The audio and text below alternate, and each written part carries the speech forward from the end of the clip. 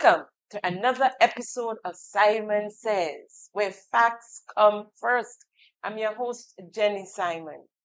Grab your popcorn and your drink, be it Coke, wine, a cup of tea, Kool-Aid for the kids. Get your notepad, your iPad, your pills, your pressure pills and your heart pills.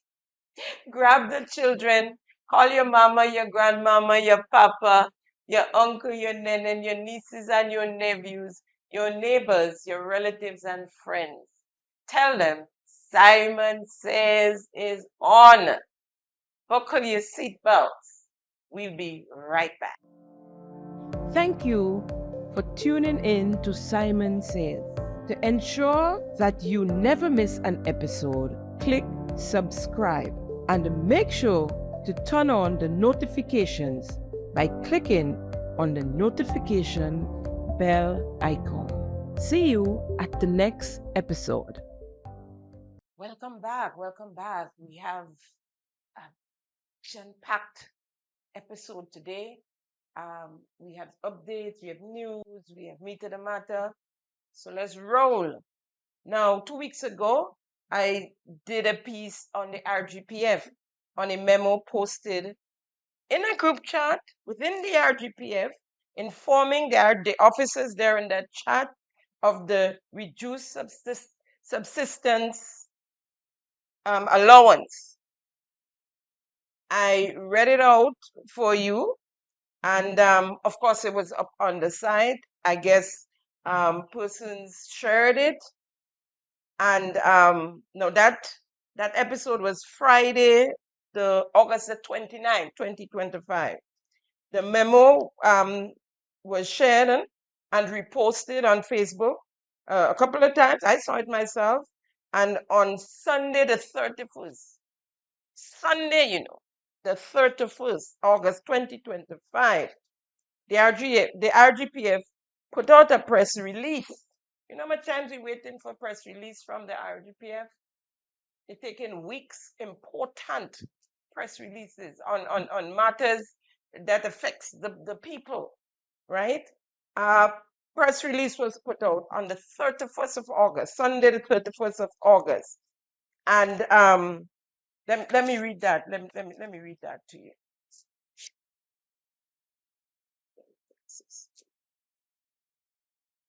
And it says, dated Sunday, the 31st of August, 2025. First of all, they put a big fake news on. If you look on your screen, you see a big fake news.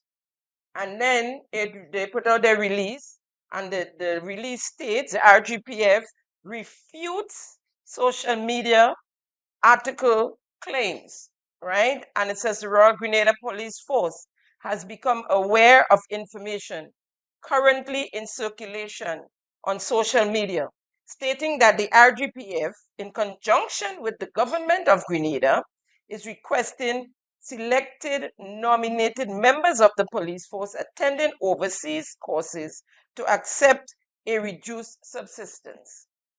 The RGPF vehemently refutes the claim and advises it has not been made aware of any variation to fixed allowances provided to officers traveling on overseas courses or organization, continues to engage in open and transparent communication with our officers, guided by integrity, professionalism, and ethical standards of the force. As such, investigations would be initiated into the matter to determine the origin of these claims and the intentions of this misleading post. Appropriate actions will be taken based on the conclusion of the investigation. Furthermore, members of the public are hereby reminded that they should only accept information from the Office of the Commissioner of Police and other credible sources. Well, I am one of the credible sources, right? And this this memo was posted. This memo was posted in a RGPF chart. Now, maybe the hierarchy didn't know of it. That's the only thing I can say. Or maybe they got flack for posting it and it getting out into the public. And so they're trying to save face and put out release in conjunction with the government of Grenada.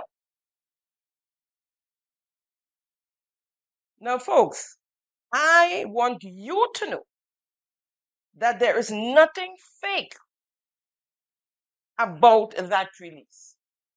In fact, I was waiting on the RGPF to take appropriate actions or to continue to do their investigation. I mean, 2 weeks, and I think something as simple as that, by now the investigation should have been wrapped up. So I'm guessing they realized that the memo was indeed posted, and so they just stay quiet on the matter. Now, I sit down as a MAPP waiting because I had all my facts, all my ducks in a row. I know the batch group chat the memo was posted in.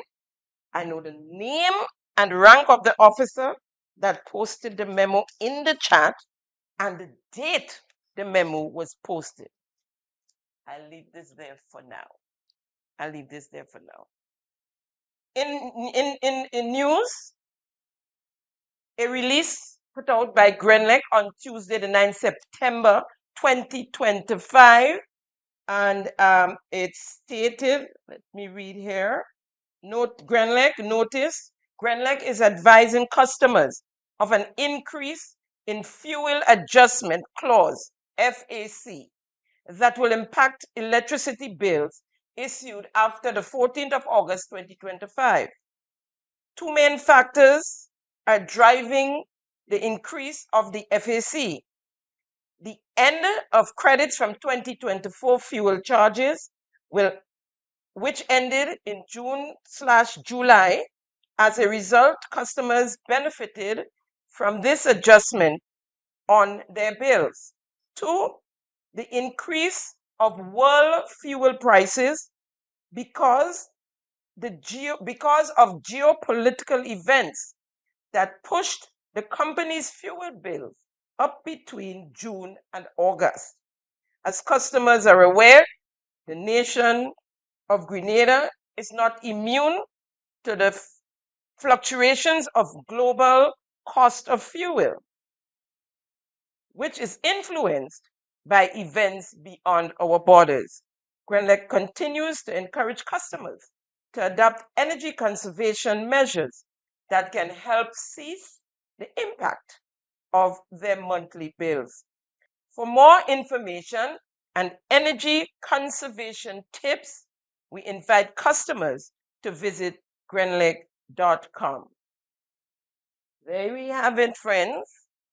In black and white and yellow and green, you know, the little nutmeg there.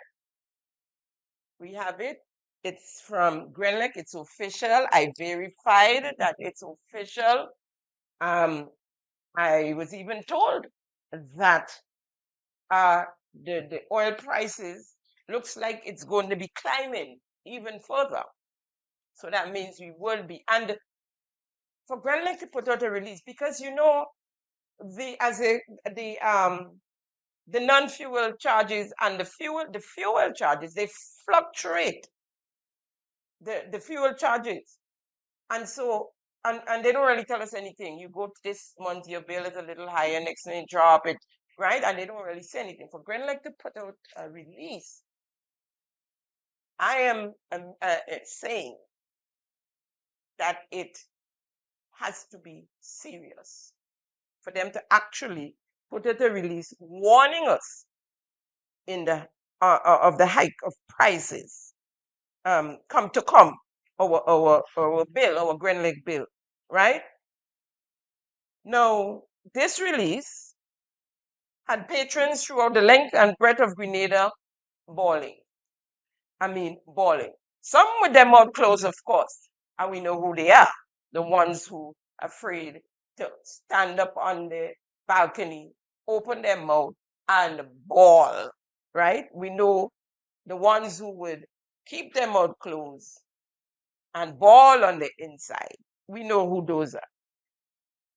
So those of us with our mouths open wide, understanding that it's not the company's fault, of course, but Grand Lake is owned by the government and people of Grenada.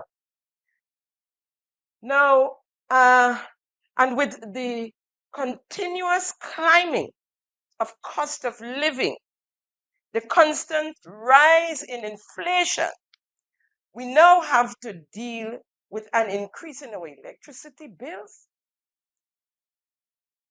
Now, what is the point of us owning Grand Lake, really? If Grand Lake can take a little burden for its people, what will happen to our businesses and us as patrons? Because the businesses, and we all know it, will pass on the cost. They wouldn't keep it all to themselves. They would pass on the cost to us, to the patrons, which will add to the already high inflation. No, there isn't a business really. I can think of one that doesn't need electricity. Even though you're doing something from your home, you're cooking, you're cleaning, you're doing nails, you're doing hair, you have a grocery store, you have a supermarket, whatever your business is, bakery, you need electricity. And so this rise in cost would affect all of us, everyone across the board, whether yellow, green, pink, orange, whatever the color, it will affect us all. So don't bawl with your mouth closed. Open your mouth and bawl, right? Now the electricity bill is made up of the fuel component, the non-fuel component, and the taxes. Now, in the reading of the 2022 budget, there was a reduction in the non-fuel charge, which the government has jurisdiction over. Of course, as you heard in the release from Greenlake, the fuel charge, there's nothing we can do about it. That involves transportation and all of the likes, right? And the hike in world prices. But the non-fuel charge, which our government has jurisdiction over, the former administration in January of 2022, and I know most of you remember, that's when inflation really started to rise and the Grenadians started to bawl out. Some of the ones that bawling with their mouth shut now, they bawled the most. Their mouth was wide open bawling and speaking about the electricity and asking what can the government do to cushion the effects, right? And so in the 2022 budget reading, we got a 25% reduction on the non-fuel charges, right? And the taxes, which is the government taxes, was removed. So we got a good cushion from the former administration, the Dr. Keith Mitchell led NNP administration. Remember, that was in January 2022. The elections were held in June 2022. And of course, when the NDC administration, the Deacon Mitchell led NDC administration came into office, they removed the 25% reduction on the non-fuel charges, and they put back all the taxes that the NNP had removed, right? And so, of course, a significant burden was put back on the people, the business people, the patrons, manufacturers, everybody alike. Because as I said, anything to do with electricity, it affects us all. Now, Grenlec gave us the reason for the increase in the fuel adjustment clause. The main factors, as they said, being the end of credits from 2024 fuel charge, which ended in June to July. As a result of the customers benefited from this adjustment on the bill.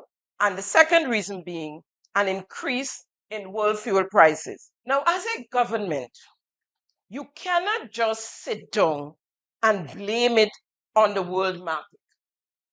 We all know it's in the price of oil is going up all over the world. We know that. But you as a government, your duty is to help cushion effects for your people.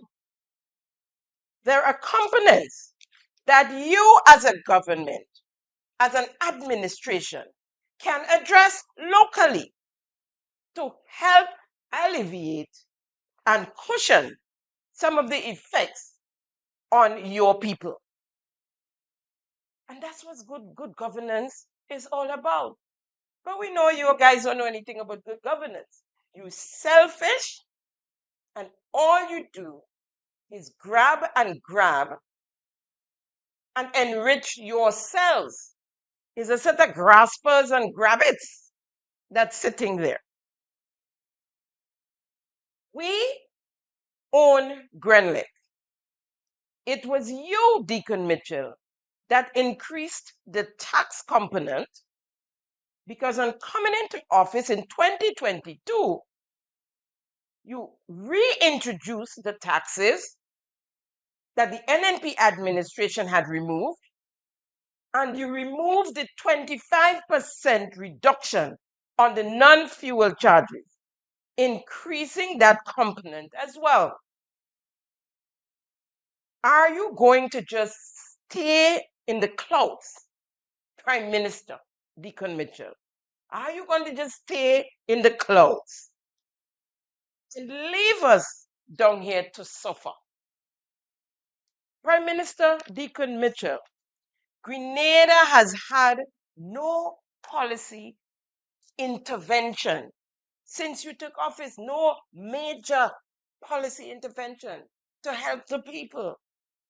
Since you came in office in June of 2022, inflation is rising steadily. Levies and taxes went up on water. You removed the 25% reduction on the non-fuel charge. You removed the cap on gas. You reinstated the taxes in electricity. Most of us out here are barely able to keep our heads above the water. And all you and your supporters can say, it's worldwide. It has nothing to do with Grenada. It's worldwide. Well, there is something called policy intervention. It's a deliberate action or a set of actions taken by governments or other governing bodies to address a problem, achieve a specific objective, or influence a particular situation. In this case, our rise in electricity bill cost, right? If you don't know, ask for help. Ask for help now. Come on now. The NNP in the 2022 budget presentation took a policy decision to give the people that cushion of the 25% deduction and the removal of the taxes. Here is what Oliver Joseph had to say. So government, as the majority shareholder, has decided, in order to give relief to customers, to reduce the non-fuel charge by 25%.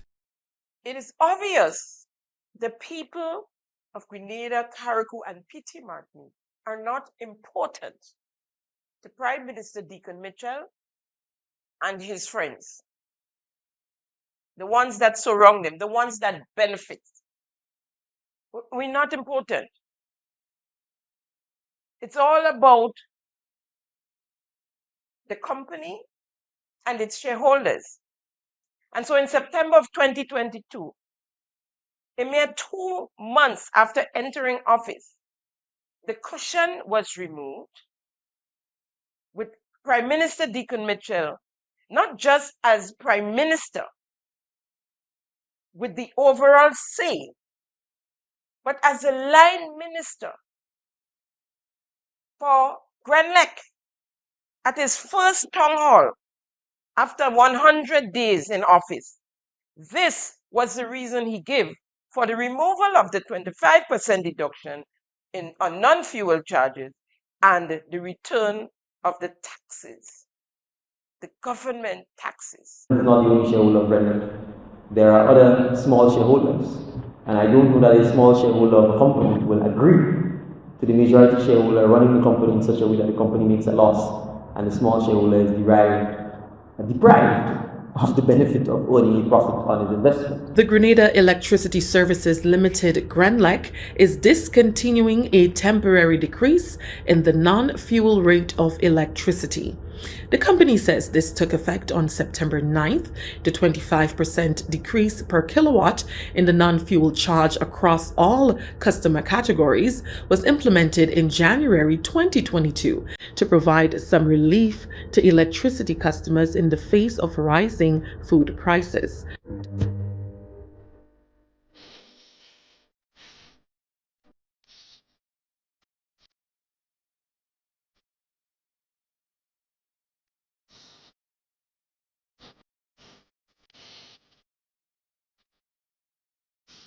We anxiously await a policy decision coming from this Deacon Mitchell-led administration.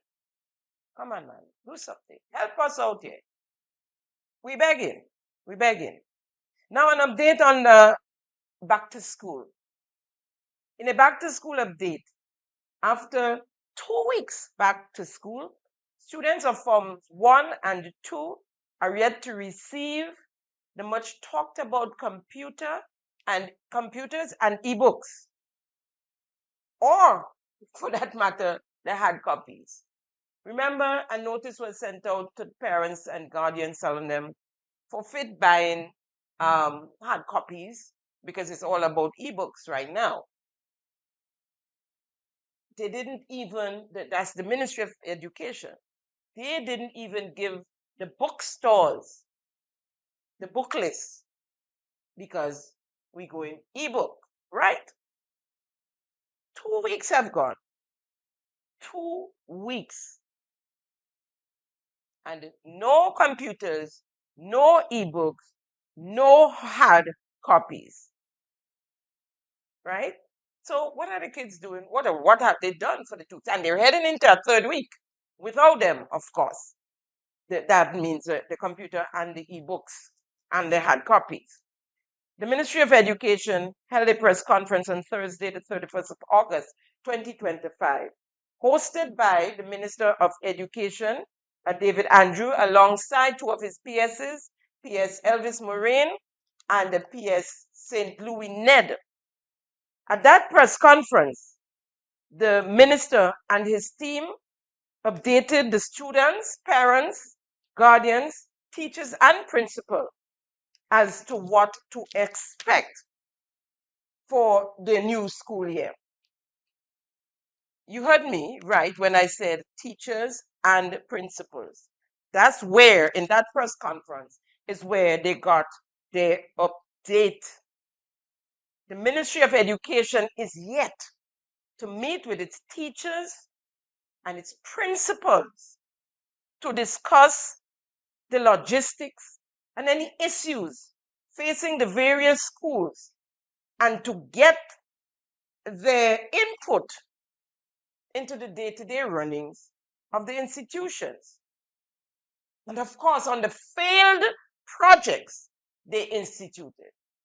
Now, I remember hearing the president of the union, the teachers union, Jude Bartholomew, I believe it was on the 2024 May Day celebrations, warning the administration. He said he won't talk about it now, and he going to, ruffle their feathers now because it's the party. But they must meet with the principals. They never did, all of 2024. And normally, usually, they would meet with the principals and teachers before a new school year begins. We're 2 weeks into the new school term, new school year, and they have not met with the principals and the teachers. They're running the show from canteen, and they don't care. They just, it's a whole don't care attitude coming from these people, right? But we know, we were warned, they are doing things differently.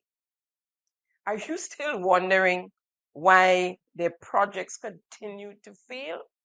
They're not consulting. They're not consulting with the persons, the individuals who can help them execute properly. The principals, the teachers, they're in the system. They can tell you what and what not to do, but they're not consulting. Now, after the August 31st press conference, the minister went media hopping. He went to NDC Heartbeat, he went to the point, he was hopping, right? And in an effort, I guess, to reiterate and to reinforce the lies and the misleading statements that he spilled to the nation in that press conference. He lied about the government paying fees, all fees.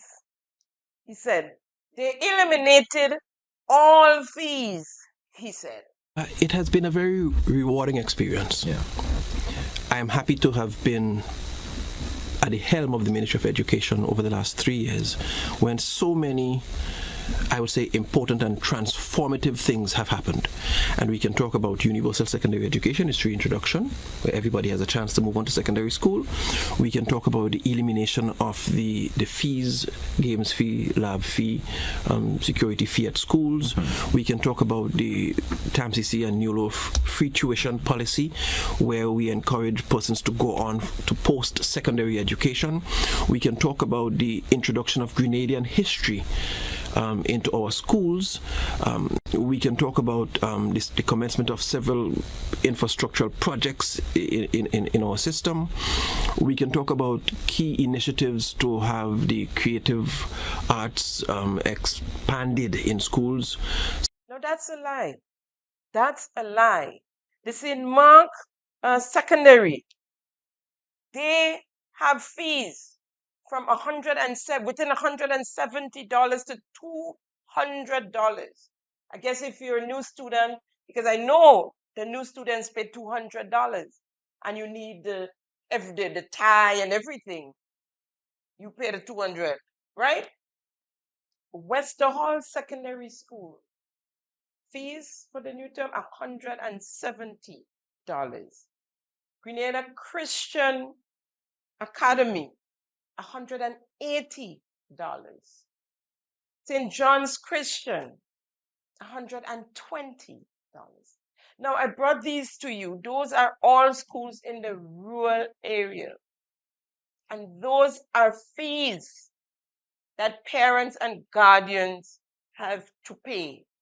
So when this gentleman, Minister of Education, Mr. David Andrew, looked us in the eye and said, the elimination of all fees, you parents out there who has paid fees speak up and speak out. Don't be afraid. Get your money reimbursed. Because if they say they eliminated all fees and the schools are charging you fees, something wrong. Let them say what is wrong, because the school's probably charging without the ministry knowing, because he said it in one of his, I think it was on To the Point, that a lot of the times when things are happening out there and you see it on Facebook and you hear it out there, the ministry knows nothing about it. He said he calls it PS. He said, PS, you know anything about this? And PS said, no. And he calls his CEO. CEO, you know anything about this? And they say, no. So speak up and get back your little 200 and your 180 and your $170. Get it back.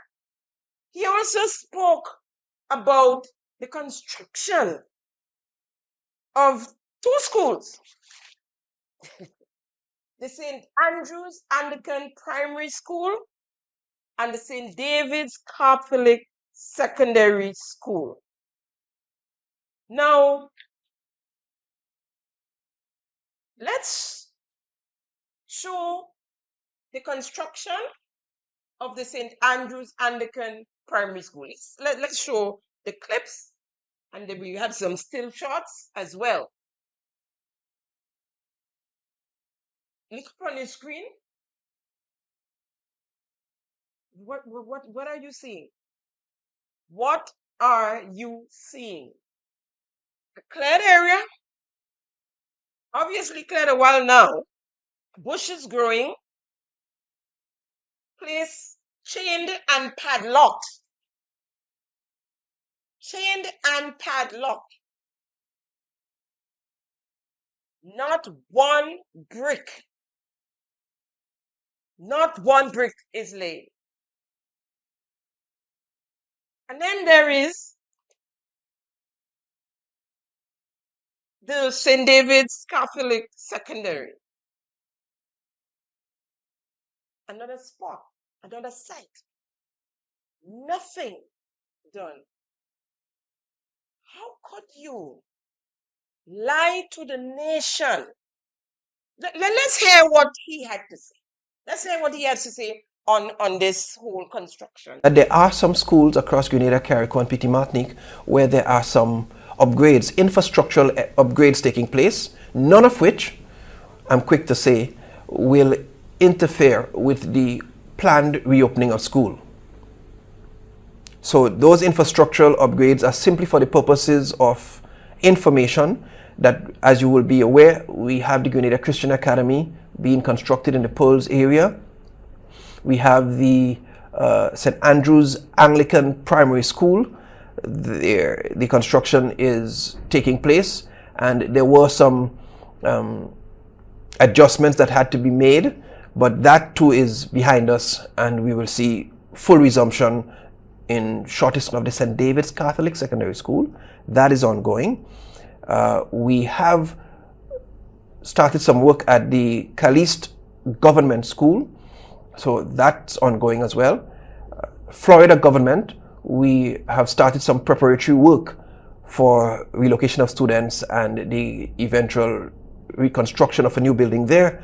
So all of these upgrades are taking place, but I repeat, they are not going to interfere with the planned reopening of school. Contingencies have been put in place to ensure that school continues in all of those circumstances. And in fact, the constructions are taking place off the sites where school is taking place in most of these instances. There are some. Now, I only like the construction that's taking place.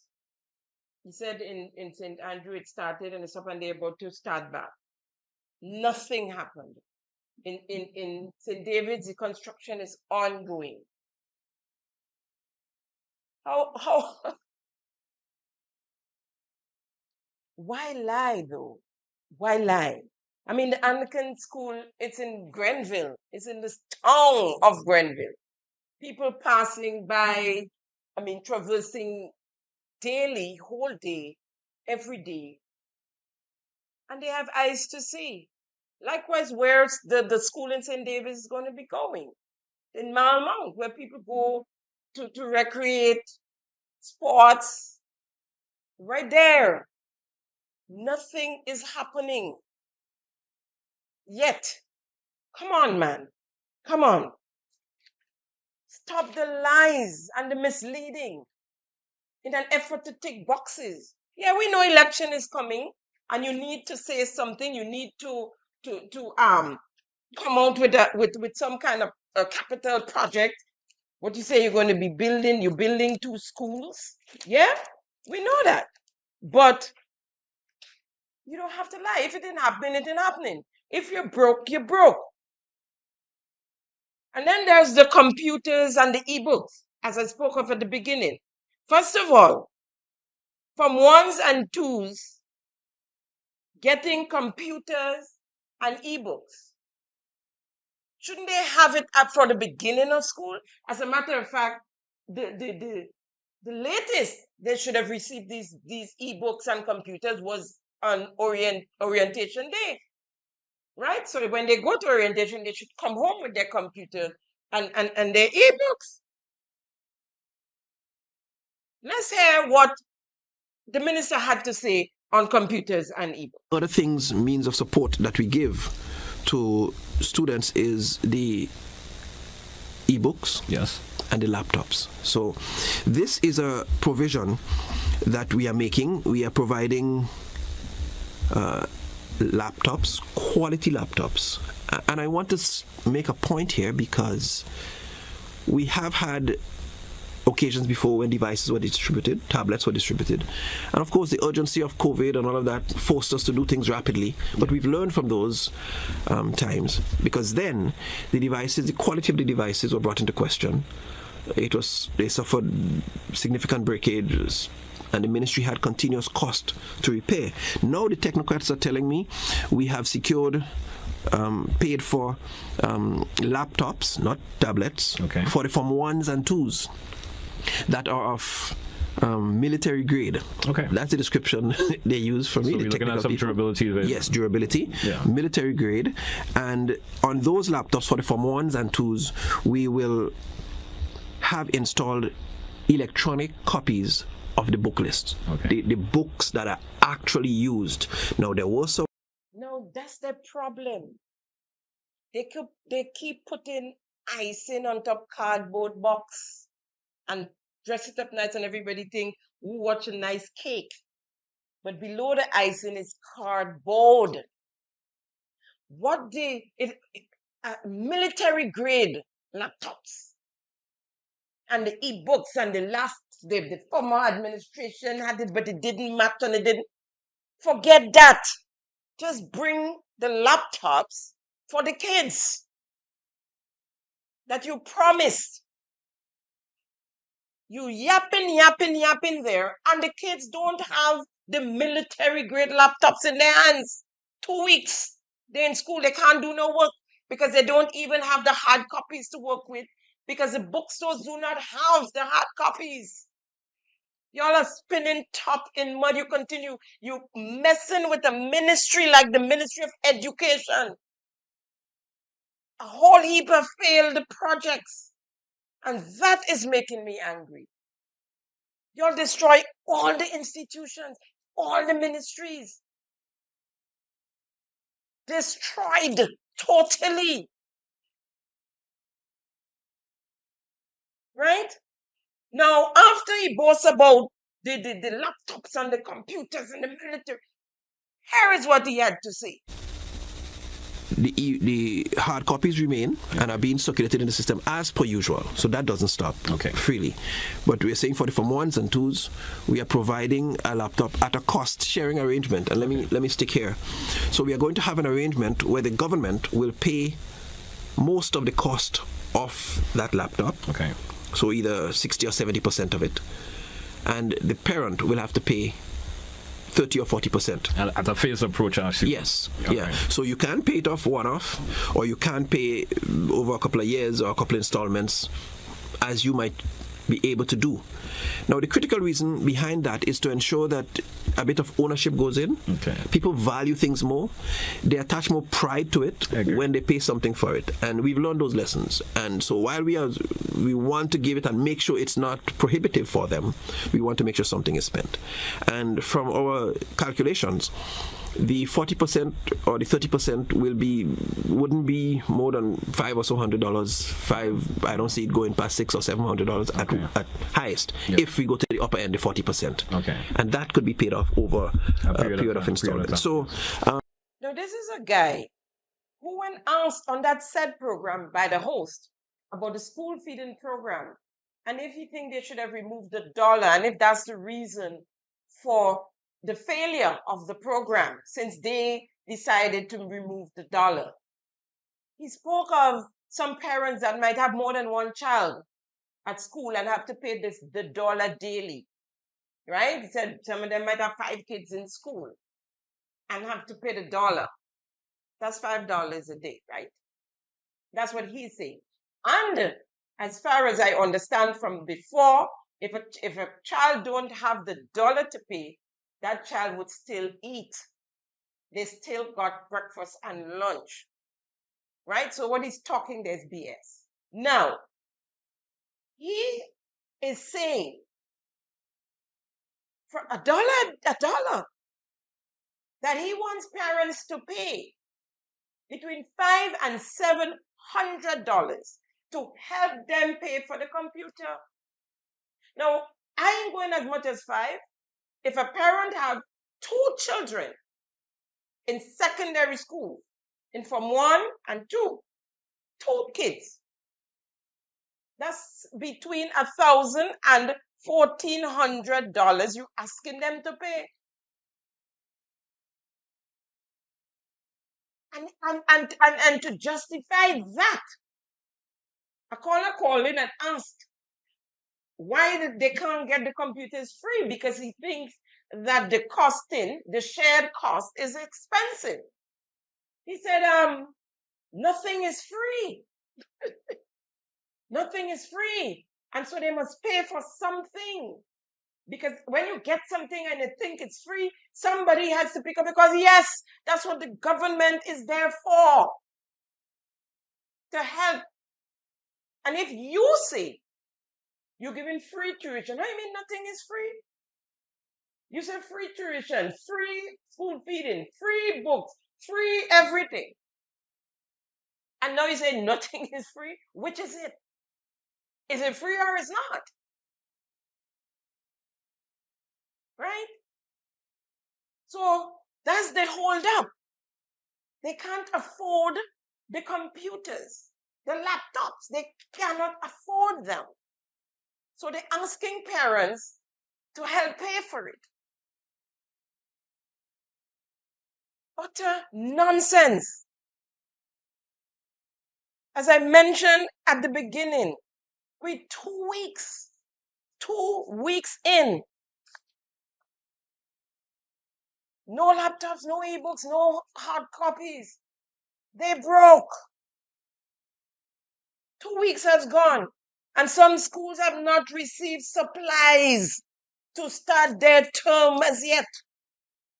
And I'm quoting here, not even a stick of chalk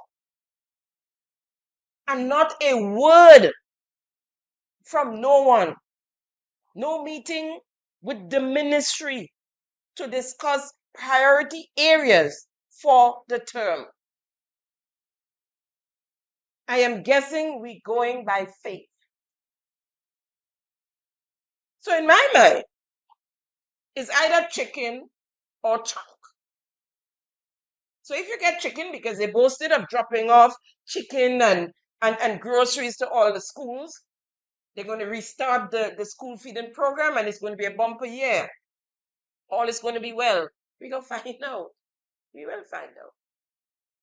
They said the principal and the principals who sent out the notices to parents last term should, during the last school year, had no authority to do so. If you need stuff, call and say you need stuff. But lest we forget, the Minister of Finance on a same to the point program said that farmers and so should help drop in mango and whatever they have to the schools to help out the situation. The bottom line is they cannot afford to keep up these programs. So it's either chicken or chop.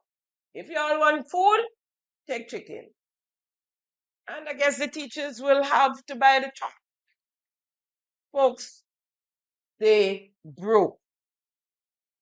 More of the minister on the To the Point program, speaking on the uniform program. And like I said in a previous program, when he was from his from the press conference, if you're a parent who do not have a cell phone or proper working cell phone, a smartphone, or if you don't have credit on your phone, crap will smoke you back.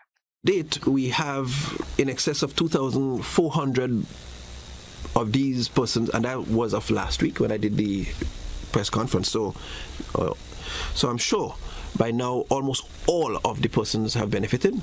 The persons who have not benefited, probably there are glitches. Like one person called and said they lost their phone, because it has to have, the application has to have a QR phone code that you mentioned, and that is sent to the phone. Yes. Okay. So somebody sent a house line that won't work. So that would be a person who wouldn't get through. Somebody's phone got damaged and they said, oh, I have to get a new phone. So these are cases that you would see somebody say, I still didn't get the assistance. Okay. Because so there's some re-verification has to take place. Yes. Or a new number has to go back in the system and that kind of stuff. But so if you don't have a cell phone or a good working cell phone, that wouldn't work, he said. So you wouldn't get into the system. So no wonder why it's just 2,700 registration. When they said they had 16,000 persons on the school feeding program. For the uniform was only 2,700. It just that wouldn't work, he says. Let's move along. If you don't have a proper phone, you just don't get uniform for your children. Then there's a school bus program. When asked about the school bus program on To the Point, this is what the minister had to say. Minister, there was that latest experiment with the experimental with the school bus system. Is that still operational? That I know, the pilot phase, we have not had the assessments done yet. Okay. Of course, it wasn't led by the Ministry of Education, so I'm not in a position to talk or to speak authoritatively about it. Right. But we are waiting on the assessment and the evaluations of it, and I'm sure once that comes, we'll have a more informed position and let the nation know about how we proceed with it. But I know it's something that we will pursue because I think it's game-changing for transportation and school students' attendance. I mean, and what's it? He haven't had an assessment brought to him from the Transport Commission, but he know they will continue. If it doesn't make sense, why are you going to continue it? Just wasting unnecessary money because everything, the best in the world, don't forget that bus program, that school bus program. There's nowhere else in the world there's one like that. We have military-grade computers coming, they must be walking down. I mean, just one set of lies after lie and nonsense after nonsense to make themselves look good. But I promised you that I'd bring you the chairman of the commission to hear how he explained the whole bus system. And you would see why it has. Too, I'm excited as our CEO. It is indeed a very, very proud moment for the GTC to be here this morning at this launch. Now, when our commission was constituted in 2023, what was first and foremost on our agenda, and it remained on our agenda for quite a while, was a school bus pilot program, along with holiday, weekend, and night bus program. So this has been staple on our agenda. So that's why I'm so proud today to be standing here before you at the launch of the school bus pilot project. Now, the GTC understood that there are students who get to school late. Why? Because there is inadequate transportation in certain areas, rural areas, underserved areas, and that is one aspect. Another aspect is that there are parents who just cannot afford to give their children bus fare to go to school. And that is all throughout Grenada, not only in the rural areas. So recognizing that, we decided, and again, the Prime Minister, it's part of the transformation agenda, we decided that, look, we have to launch this school bus pilot project. We have to ensure that all students in Grenada have safe, affordable, and reliable transportation to access schools. Now, when I say safe, right, I want parents to feel assured that your children are safe. And that is why the CEO pointed out that this is innovative, it's all technical, it's AI driven. So there are apps. You have the parent guardian app, and that ensures that you can track your child in real time. So you know where they are on morning, where they are on afternoon, where the bus is at. So you can feel safe and secured that my child is taking the school bus. In real time, I can view the behavior of my child, of the driver. And this is important because you have to feel that if you're entrusting your child to a transportation system, that it is safe. You also have the administrator app. And it allows now the schools to monitor again in real time, so you can schedule in case there are emergencies. So you are fully aware from the school now what is happening. You can see when the bus is coming, when the bus is leaving, if there are delays. You can optimize, routes. You also have the bus operator app, right? And again, this is important. This is important now for the operator in terms of scheduling, timing, delays.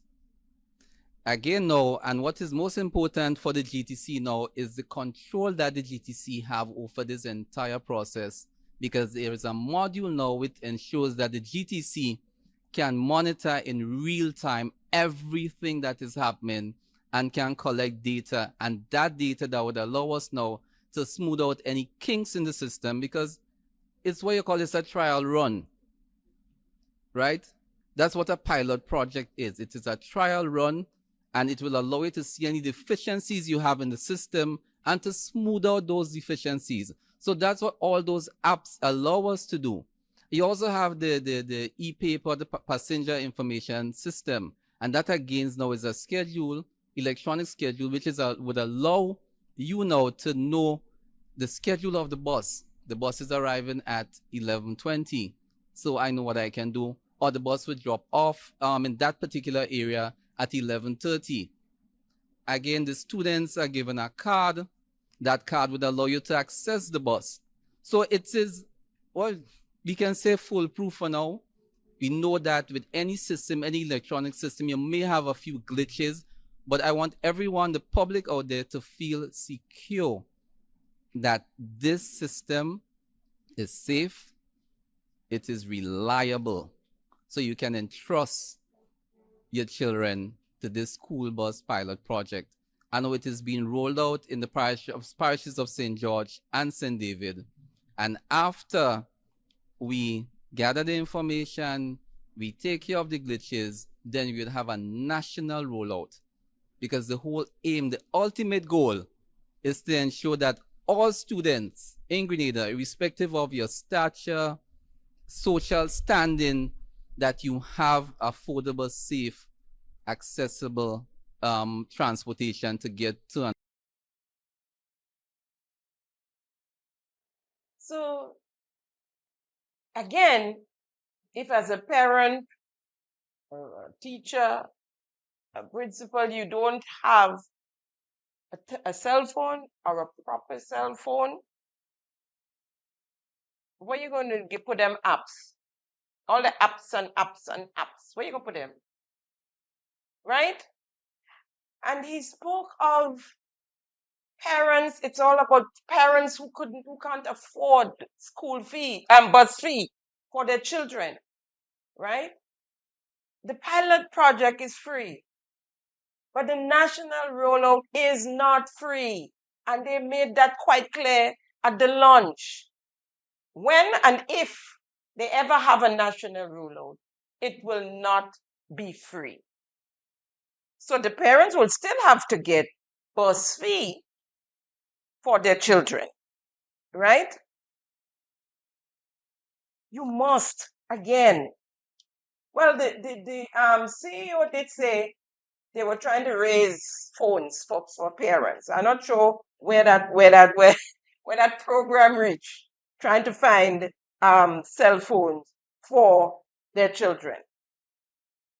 On the To the Point program, the minister was asked about the closure issue in connection with the school children. This is what he had to say. The children of closure, sir, there has been that extremely, rough times for them getting to, and I'm sure you've been hearing the conversation in relation to that. Does your ministry have any plans to assist those children at all in terms of, especially with the conditions of the roads and so forth? Right. So the ministry doesn't at the moment have a specific plan, but it is something that we did raise. I had a preliminary conversation with the permanent secretary in relation to that, but we haven't taken any decisions yet. But we know that the Ministry of Infrastructure was working with the community. Yes. To ensure that there was a shuttle system. So we are going to observe, and if we think that there is a need for additional support, we probably will chime in. But I'm hopeful that the provisions made by the Ministry of Infrastructure in terms of the stabilizing the shuttle arrangements that I know was discussed and operational, then that will continue to help. And if it doesn't, then we probably will consider additional support. Okay.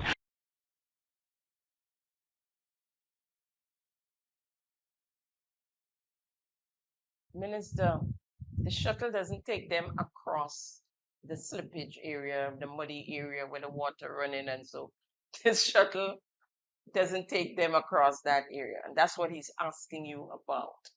That's what the host was asking you about. But you sit down there and you just make up a story, and you remember hearing shuttle and you say, yeah, the government providing shuttle. I pity you guys. I pity you guys. Now, Teacher Jude, the president of the GUT, was on To the Point, not at the same time. He had his own show. And he was also asked about the situation in Closure. This is what he had to say. But for me, before the break, I want to get your views on the closure situation with children having that issue in terms of the quality of the road and so forth to go to school. What is the GUT perspective in relation to that? Say that again, I didn't hear you. I was referencing to the closure road, where is the quality of the road condition for children to go back and forth, etc. What is the GUT's perspective on that? What are you taking? Any your views in relation to that?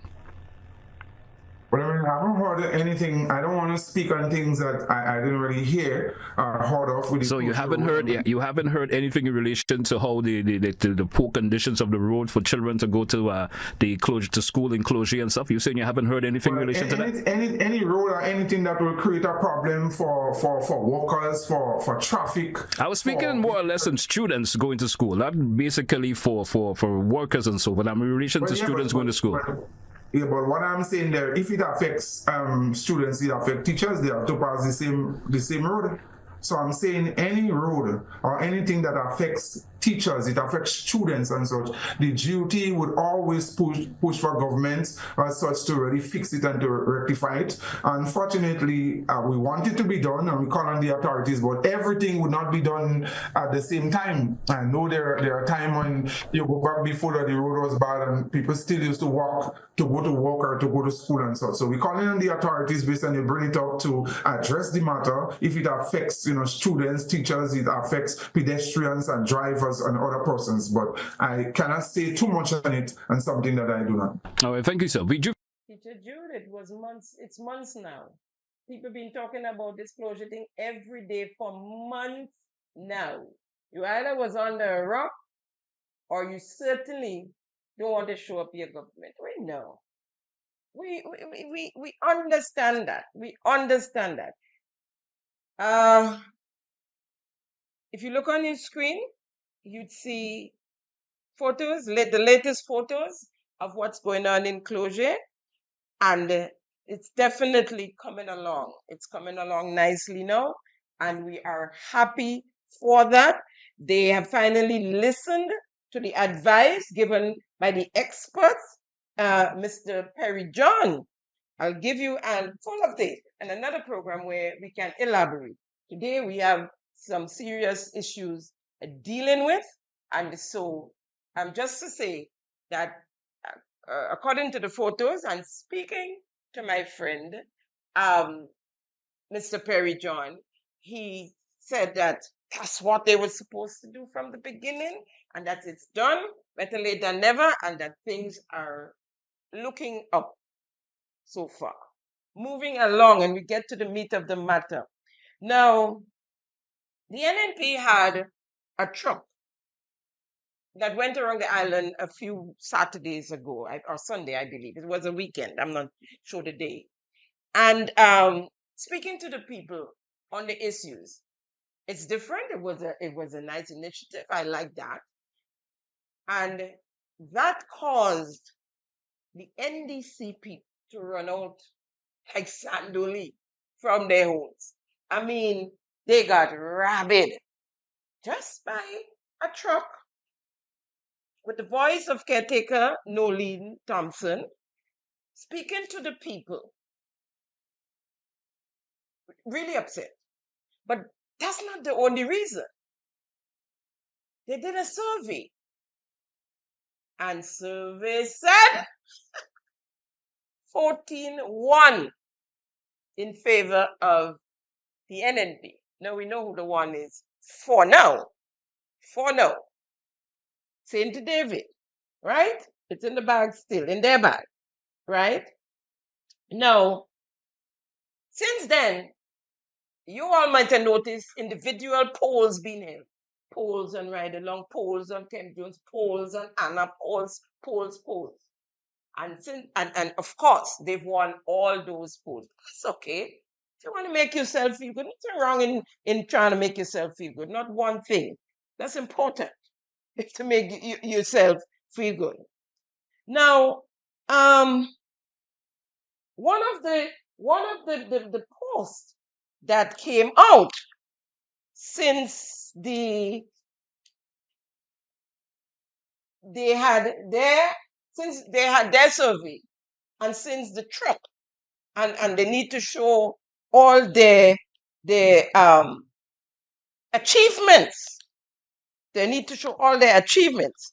I'm trying to find the post here. I would probably have to let me get it on my phone. So they had a post. One of the posts, at least one of the posts that drew my attention, was one by Mr. George Mason. Now, some of you may not know who Mr. George Mason is. Now, Mr. Mason was the president of the Commercial and Industrial Workers Union, right?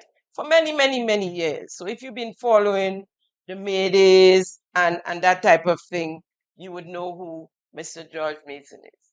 Very militant gentleman.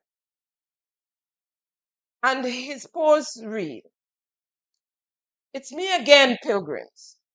I am convinced that the paratrooper and his team from by the side of the road have exceeded my expectations.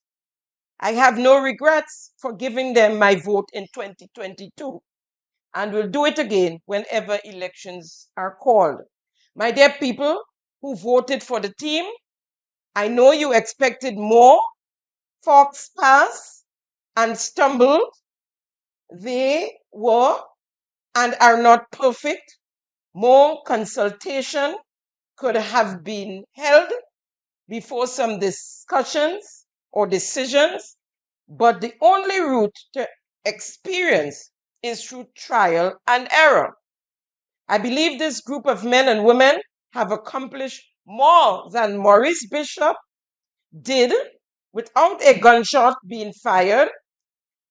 And he starts to list them. Free secondary education, free TAMCC education, free new law admission, free hot meals in schools, need-based scholarship, increase of seed assistance by $200, rebuilding of 2 schools, major repairs, rebuilding of 2 schools, major repairs of 2 schools, preparatory work to repair more schools, major house construction, major house repair program, steady improvement in health delivery, Polaris Hospital project, Polaris Hospital, payment of pension to public officers. The government said they paid retroactive, which is a fact. All they paid was retroactive. And then they introduced their new pension plans. We're going to come to that. Upgrade in RGPF salaries, extensive road repairs, political stability, industrial stability, Grenada's return to international labor organization, respect for human rights, especially the right to openly oppose political opinions. This is a party just after 3 years, I've lost 12 cases of victimization. 12.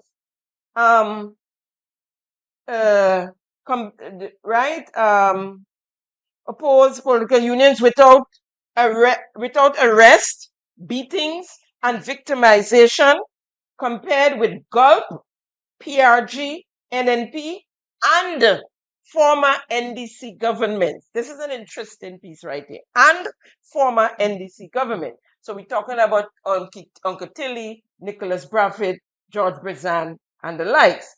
There is no inordinate emphasis for party colors to be worn as symbol of loyalty in national activities as in the past. Opportunities to purchase apartments in low-income housing instead of mortgaging for land and house.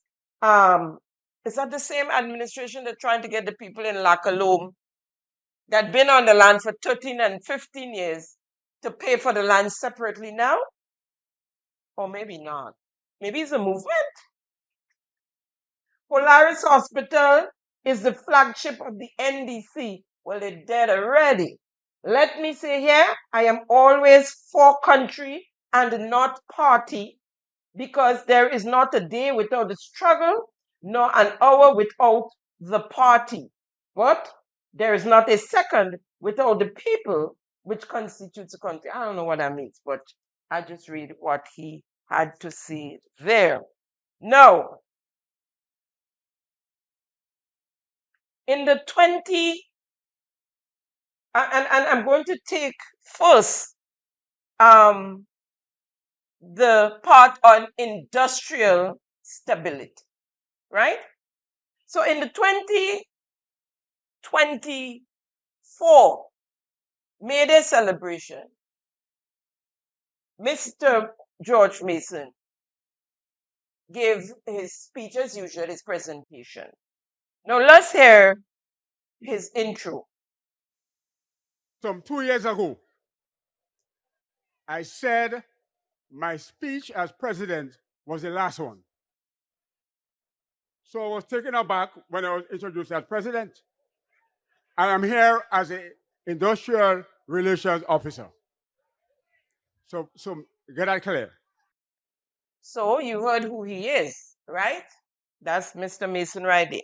Now in Mr. Mason's last paragraph, and I'll take the last verse, he said, and I quote, "Let me say here, I am always for country and not party, because there is not a day without the struggle, nor an hour without the party. I'll stop here. The rest of it makes no sense. Mr. Mason spoke of industrial stability. And so those of us who've been following the politics from time understands why there is industrial stability, the industrial stability he speaks of. Why? Because the leadership of most of, if not all of, the unions in Grenada at this point supports the NDC party, and blatantly so. This is not, we're accusing them wrong, right?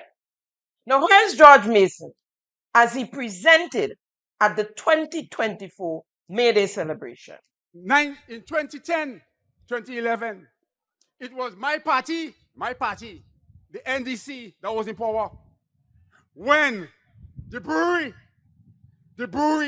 took us, Labour, to the wire. They took us to the wire. And now my party come back again. And they come back again. And they want to fight. Now that's a union leader right there, right? On May Day, on the platform, that's my party. And it's my party. The NDC and my party come back again, right? Loud and clear. No hiding. It's his party. Now, George Mason was the chairman of the St. David NDC branch. He was one of the chairpersons who sided with Peter David as they tried to wrestle the party, the NDC party, from Tillman Thomas and his faction. So his utterances about former NDC administrations in the negative is no surprise, right? And he put them along with Gulp and PRG and the likes.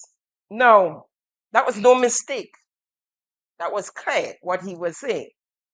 He was still, and I still believe, is a member of the NDC executive in St. David's at this point. The only time he wasn't a proud member of the NDC is when Nazimburg was the leader of the NDC. You can't be a supporter of Nazimburg and Peter David at the same time. Now, listen to Jude Bartholomew, the president of the Grenada Union of Teachers, the GUT, at the 2024 May Day celebration rally.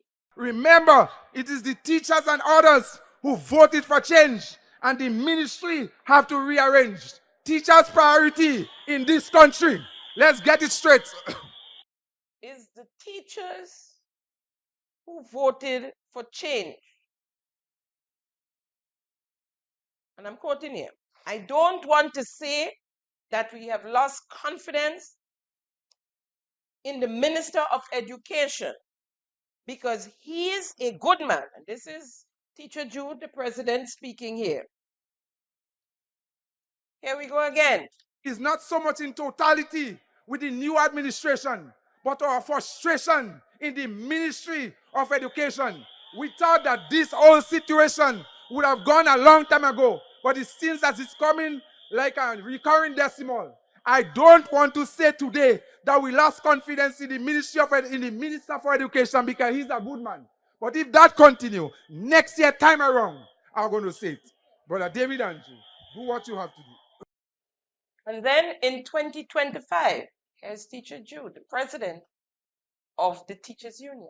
Brothers and sisters, in spite of all those challenges, I'm here and prepared to say that no matter what the challenges we face under this NDC administration, it could never be compared to what we faced under the previous NDC administration.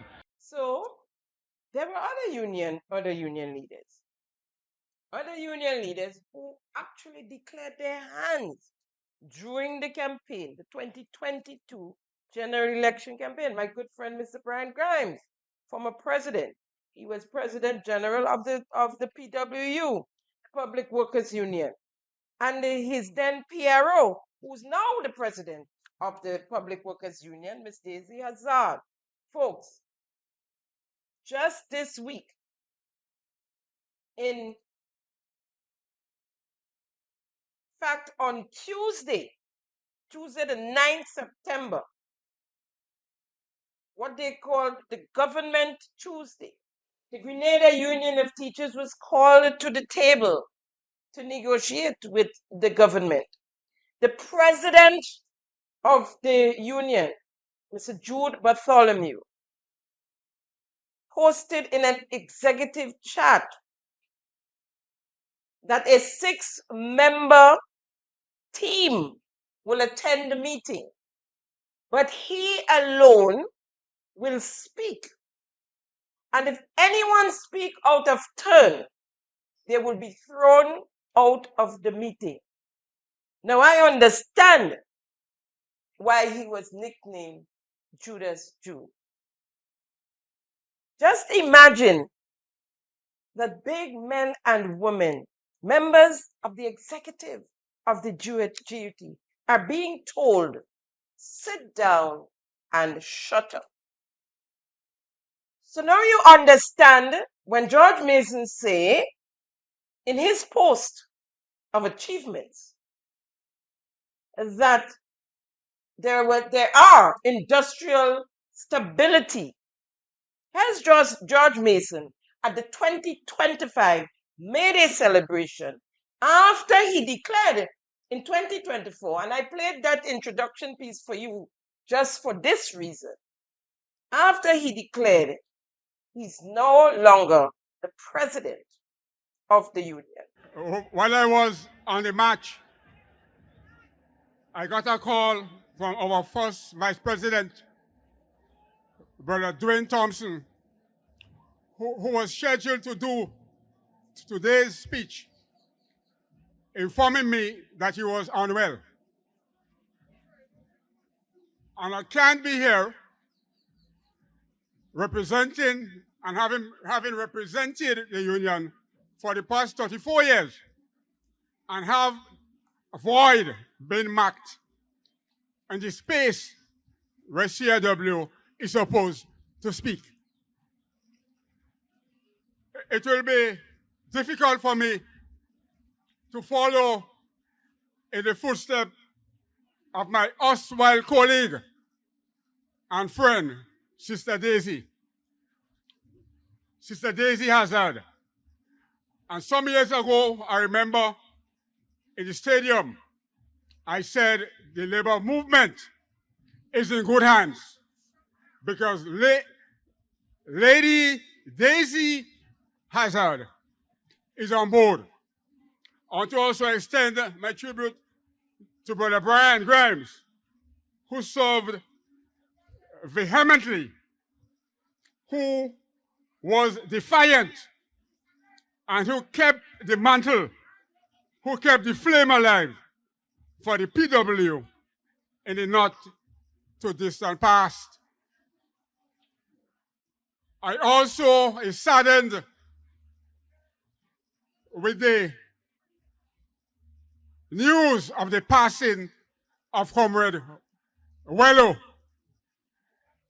I knew Wello personally, and having heard of his tragic passing and those who are on the hospital beds, it is indeed heartbreaking.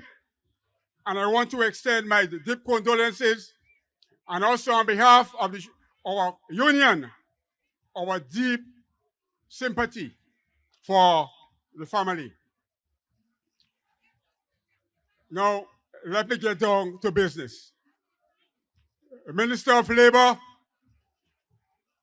members of the Houses of Parliament, members of the Diplomatic Corps, sisters and brothers of the Trade Union Fraternity, I bring you greetings from the Grenada Commercial and Industrial Workers Union as we commemorate and celebrate another Labor Day. As the theme suggests, we have gathered today to defend workers' rights, to rebuild solidarity, and secure justice and fairness as we march forward together.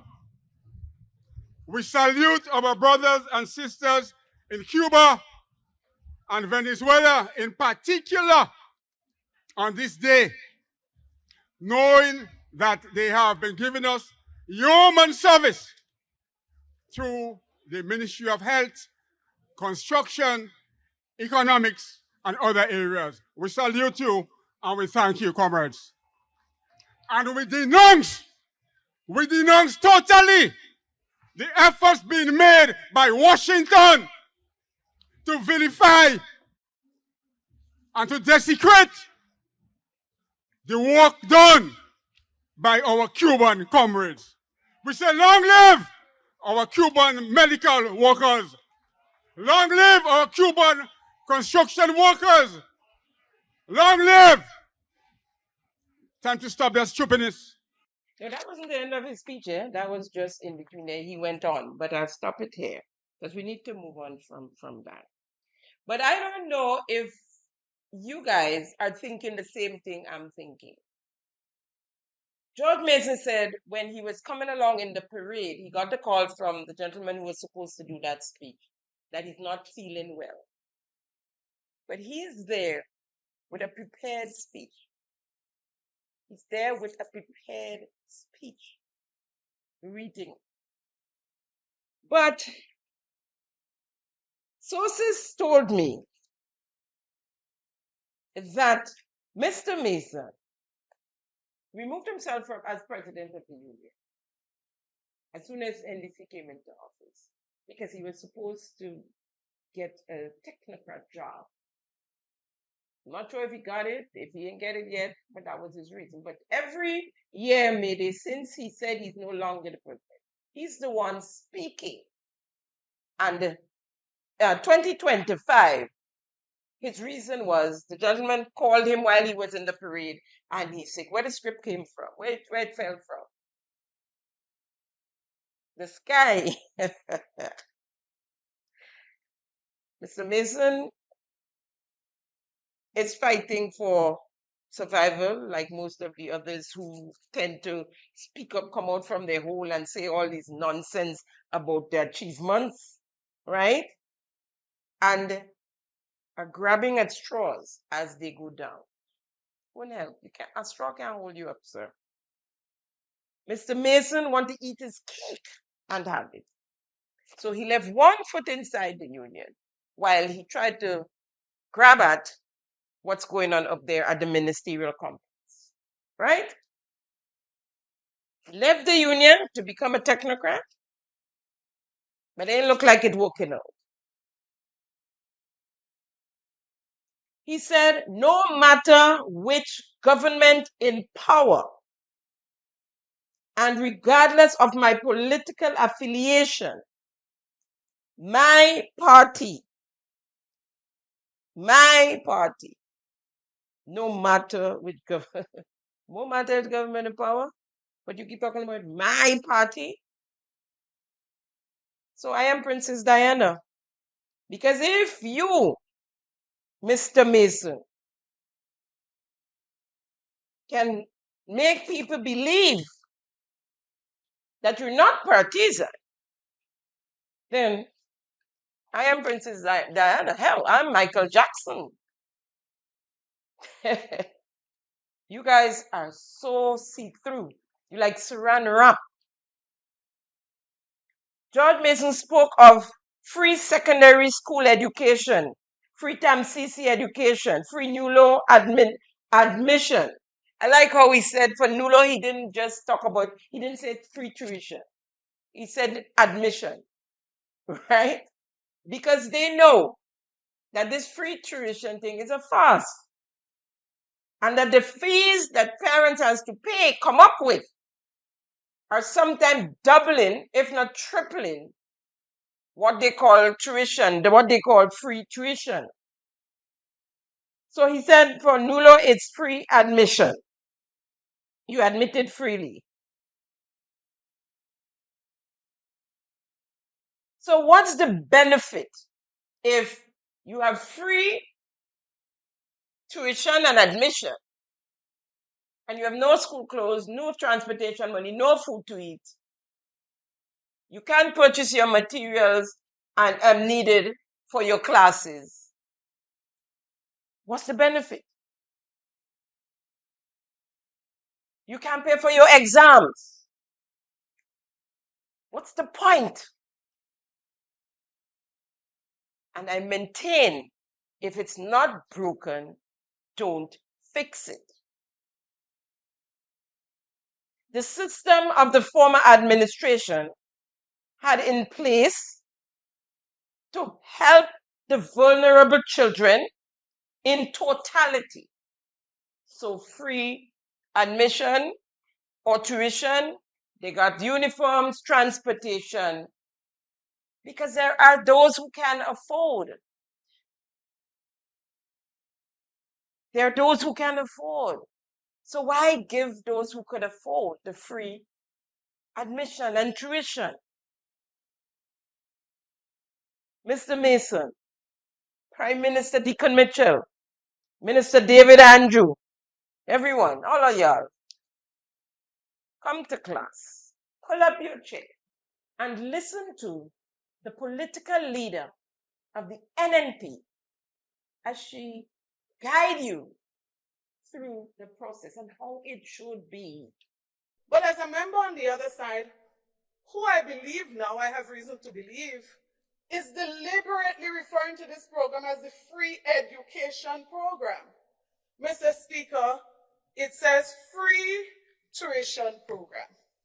That's what it is. I heard the member for St. Patrick East said that we criticized this program. Mr. Speaker, if you go back, and I make no joke with these things, if you go back, you would find that I said I supported this. And if I support and I follow with some constructive criticism, nothing wrong with that. Nothing is wrong with that. It is intended to help to make the thing better and to improve for other people, right? Nothing is wrong with that. That nothing. Mr. Speaker, under the free tuition program, I want to just share a few observations, and I'll stick to my own constituency in case you don't want me to go there. So, Mr. Speaker, there's no objection to this program. Absolutely none. You have the money, you could give everybody. We've always said that. We didn't have it to give everybody. You have it to give everybody, no problem. We will talk about that. Mr. Speaker, so if you have enough money now to give everybody free tuition, no problem. I nothing. Mr. Speaker, what I would say is let us be a little more considerate now to the many students who have received free tuition but are still having trouble going to school. Because, Mr. Speaker, having free tuition and no transportation don't make a lot of sense. Mr. Speaker, well, you know, I try to avoid responding, and please don't tempt me too much, because when you say that, and you talking about 2024, I am not talking about 2024. I'm talking about children who dropped out in 2023 because of this problem, Mr. Speaker. So don't tell me what's going to happen in 2024. Try not to disturb me, Mr. Speaker. Mr. Speaker, under our administration, we gave free tuition to students, but we did not just stop it at free tuition. Let me just make sure and make it clear, because I don't want anybody to say that I said what did not exist. We did not give to everybody. We could not afford to give to everybody. But we gave to those persons throughout the length and breadth of Grenada who applied and expressed an interest and were in need. But, Mr. Speaker, on top of that, we didn't say here is free tuition, that's it. Transportation support was provided, Mr. Speaker. Uniform support was provided, Mr. Speaker. Mr. Speaker, supported with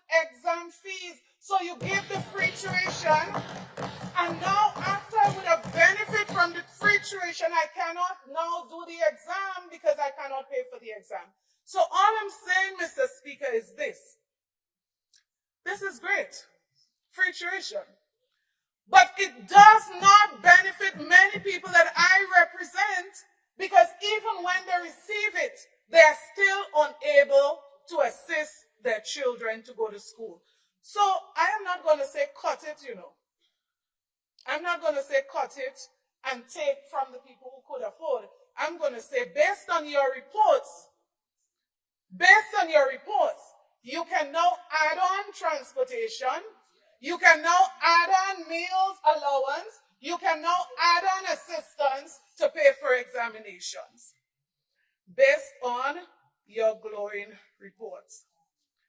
Mr. Speaker, all I would add to that, even if it means taking 2 million from the 14 million for independence, even if it means taking something from the 213% increase in CBI revenue, Mr. Speaker, whatever it takes, Mr. Speaker, let us do something for these children more. But that's not the only point that's significant.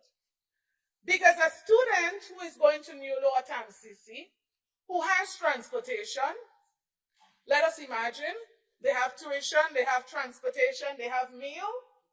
Mr. Speaker, do you know that in addition to the tuition at TAMCC and New Law, there are other fees, Mr. Speaker? And Mr. Speaker, some of those can go as high as 1,000 plus. And Mr. Speaker, because of that, there are some students who right now are unable to attend to those institutions because they can only access tuition. Mr. Speaker, I know of a time when tuition was provided, but we also paid for the toolkits. We also paid for the other things where people were not able to access it, but it was necessary to attend school. I couldn't do it that good.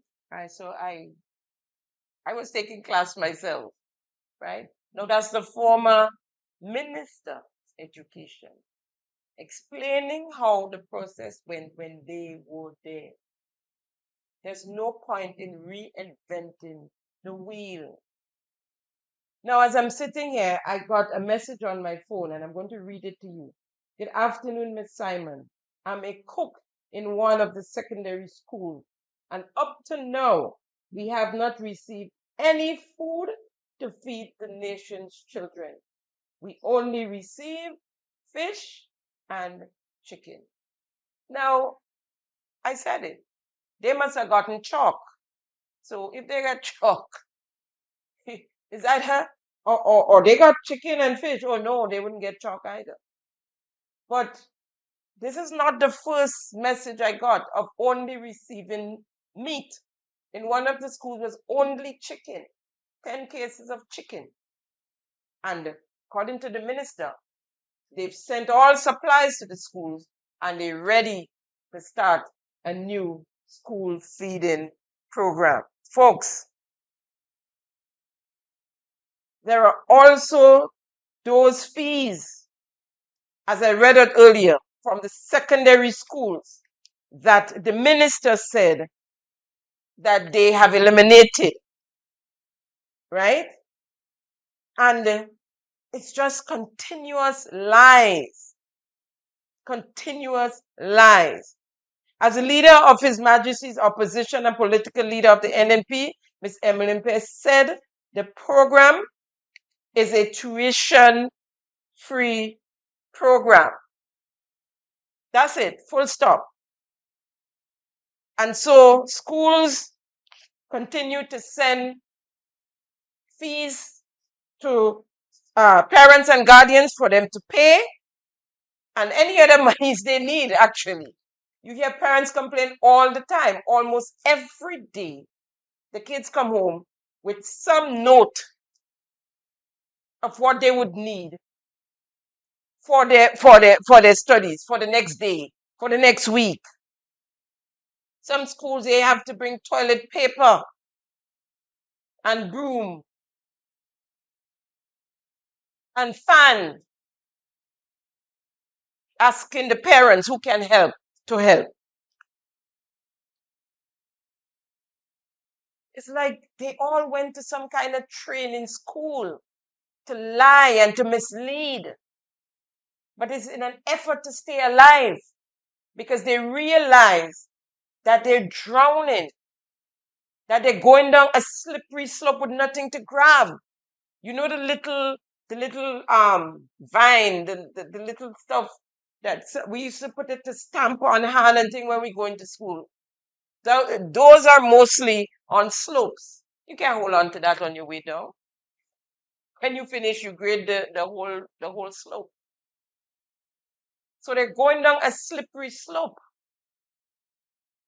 And so it's all about misleading the nation. Let's move on. Mr. Mason said needs-based scholarship. Well, I did a piece for you, was it last week, on a young lady who they gave a scholarship and took it back. They made a mistake, they said.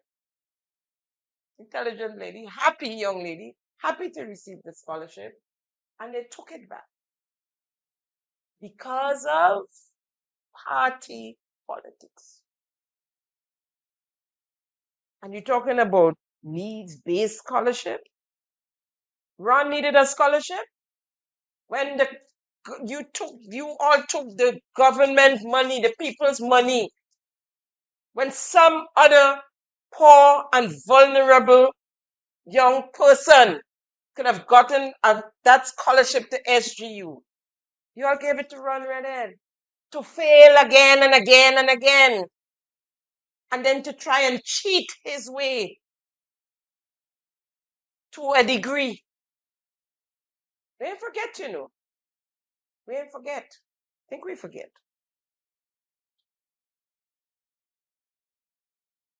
He's an MP and should have never received a government scholarship to start with.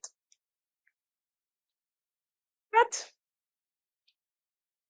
you all are doing things differently.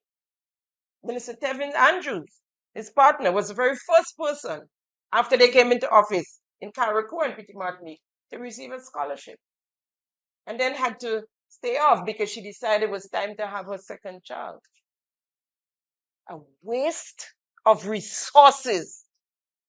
A waste of resources. Increase of seed assistance by 200, says Mr. Mason. Okay, let's talk seed.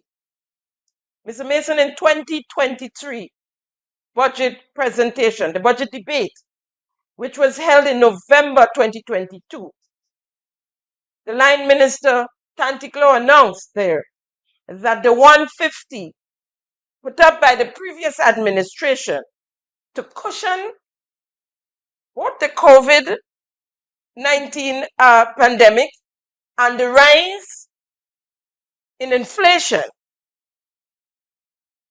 And according to your government, it was supposed to be removed at the end of 2022. We hear differently. Needless to say, she said that they will not remove the 150. As Tantiglo. My government has decided to continue the vertical expansion of seed program, which was scheduled to end in December of this year. This therefore means that family will continue to receive the additional $150 per household. Madam President, we will also be completing the recertification of all beneficiaries' household to determine how many families' socioeconomic conditions have improved, and therefore. But in January of 2023, a couple of months later,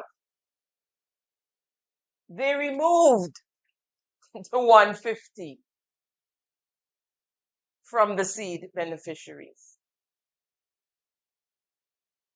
In the 2024 budget presentation, the Minister of Finance, Dennis Cornwell, announced increases in salary as of January 2024 for cabinet members.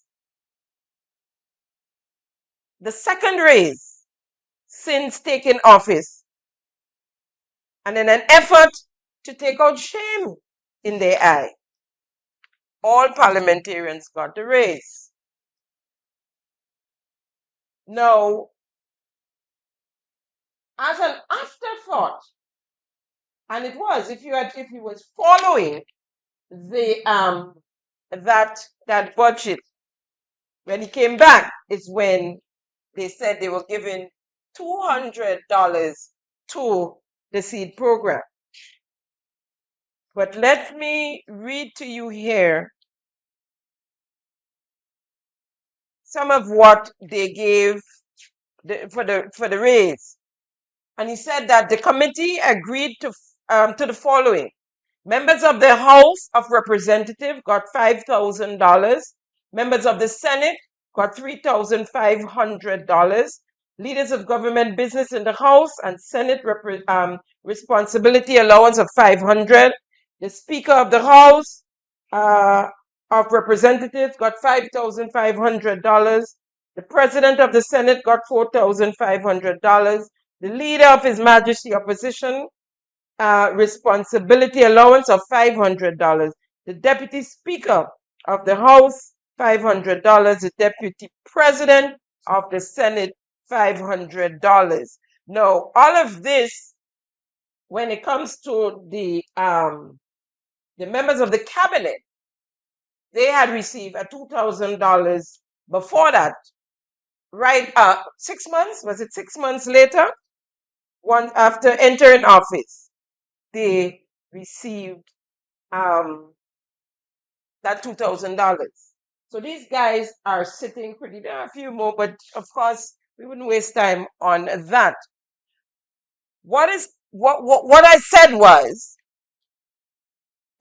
as an afterthought, they came in and gave the seed and add what they say was $200 to the seed program, for the beneficiaries. Lest we forget, they removed $150.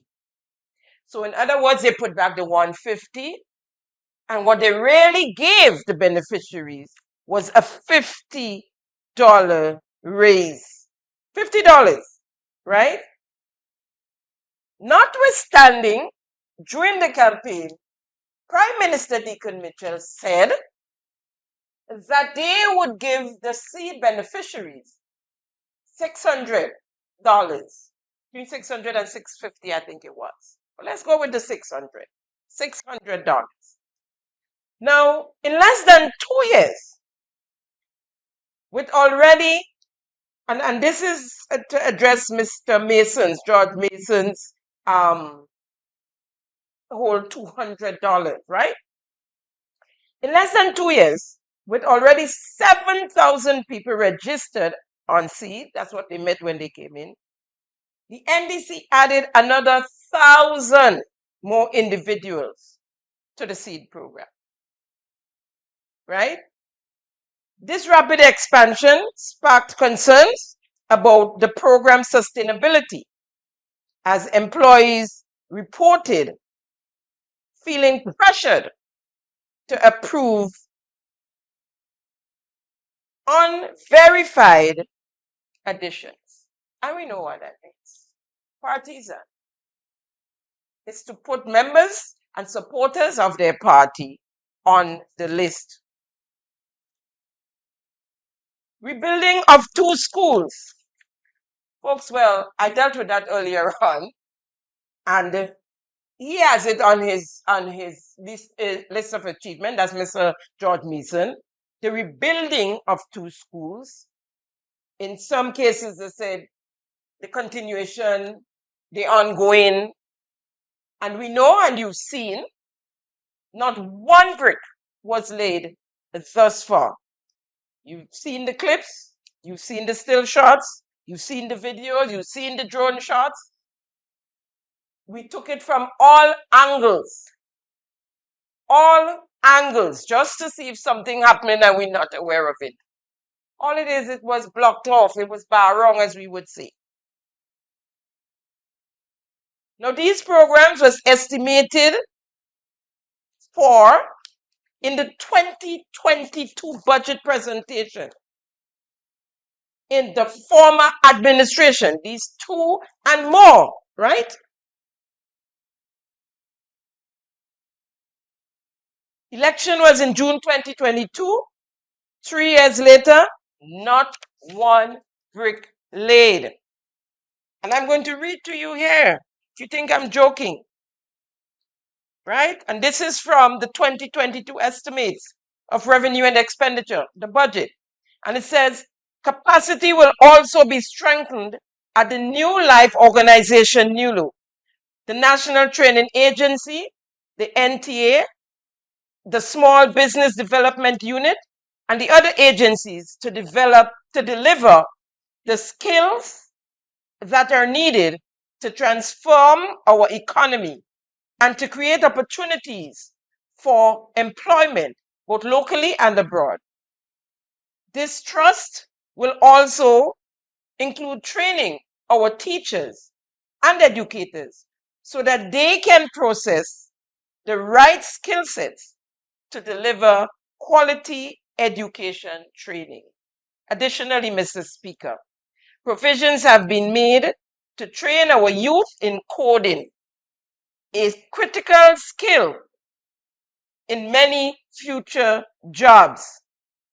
An allocation of 1.0 million has been allocated in 2023. Resilient school infrastructure. Mr. Speaker, resilient school infrastructure provides a safe and comfortable learning environment for our students and teachers, thereby improving learning outcomes. This administration has prioritized major works on several schools that are expected to be completed in time for the next school term, including the Bishop College in Carriacou, and that was done, and the Grenada 7-day Adventist Comprehensive School in Montrose St. Patrick, and that was done. Mr. Speaker, we will roll out the comprehensive maintenance program targeting all schools that are in good condition or have been recently rehabilitated or constructed. Government will continue to build out our schools infrastructure in 2023, including the rehabilitation and construction of the St. Joseph Convent Secondary School, Grenville Secondary School, that is, the St. Joseph Convent Grenville Secondary School, the J.W. Fletcher, and the Anglican Primary, the Christian Academy, the St. David's Catholic Secondary School. The total allocation for school infrastructure in 2023 is $13.2 million. Mr. Speaker, the future of our children is too important for us to operate without a public library. Since 2011, we will restore the public library into a hub of knowledge, technology, and socialization for our citizens, especially our youth, to support the transformation of the education sector in the amount of 0.8 million has been budgeted for the commencement of the public library. Now, all of this was in the 2022 budget presentation. And so we see that there were allocations for the same St. Andrew Primary and the St. David Secondary School. Of course, there was an election and they lost. And to date, all we're hearing is that it's happening. It's happening and it's yet to happen. Let it happen. Let it start before you boast of it happening. and it's all in lights. It doesn't look well for you as an administration, as a cabinet. It doesn't look well. And it has been showing up on all your achievement list. All your achievement lists.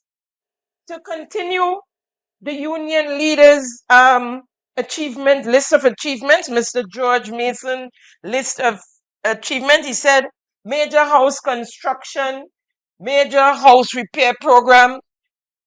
Now the meaning of major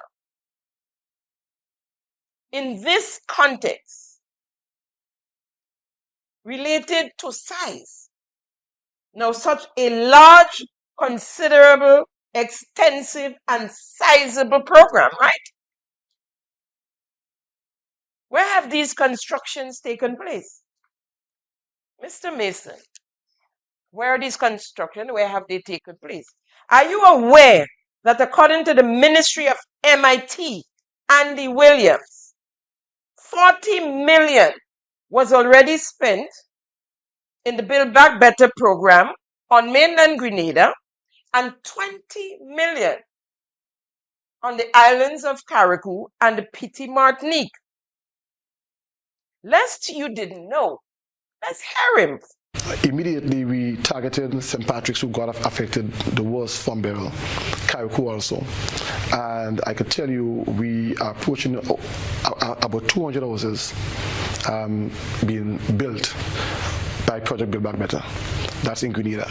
In Carriacou is over 100. Carriacou and Petite Martinique together is close to 150 around there.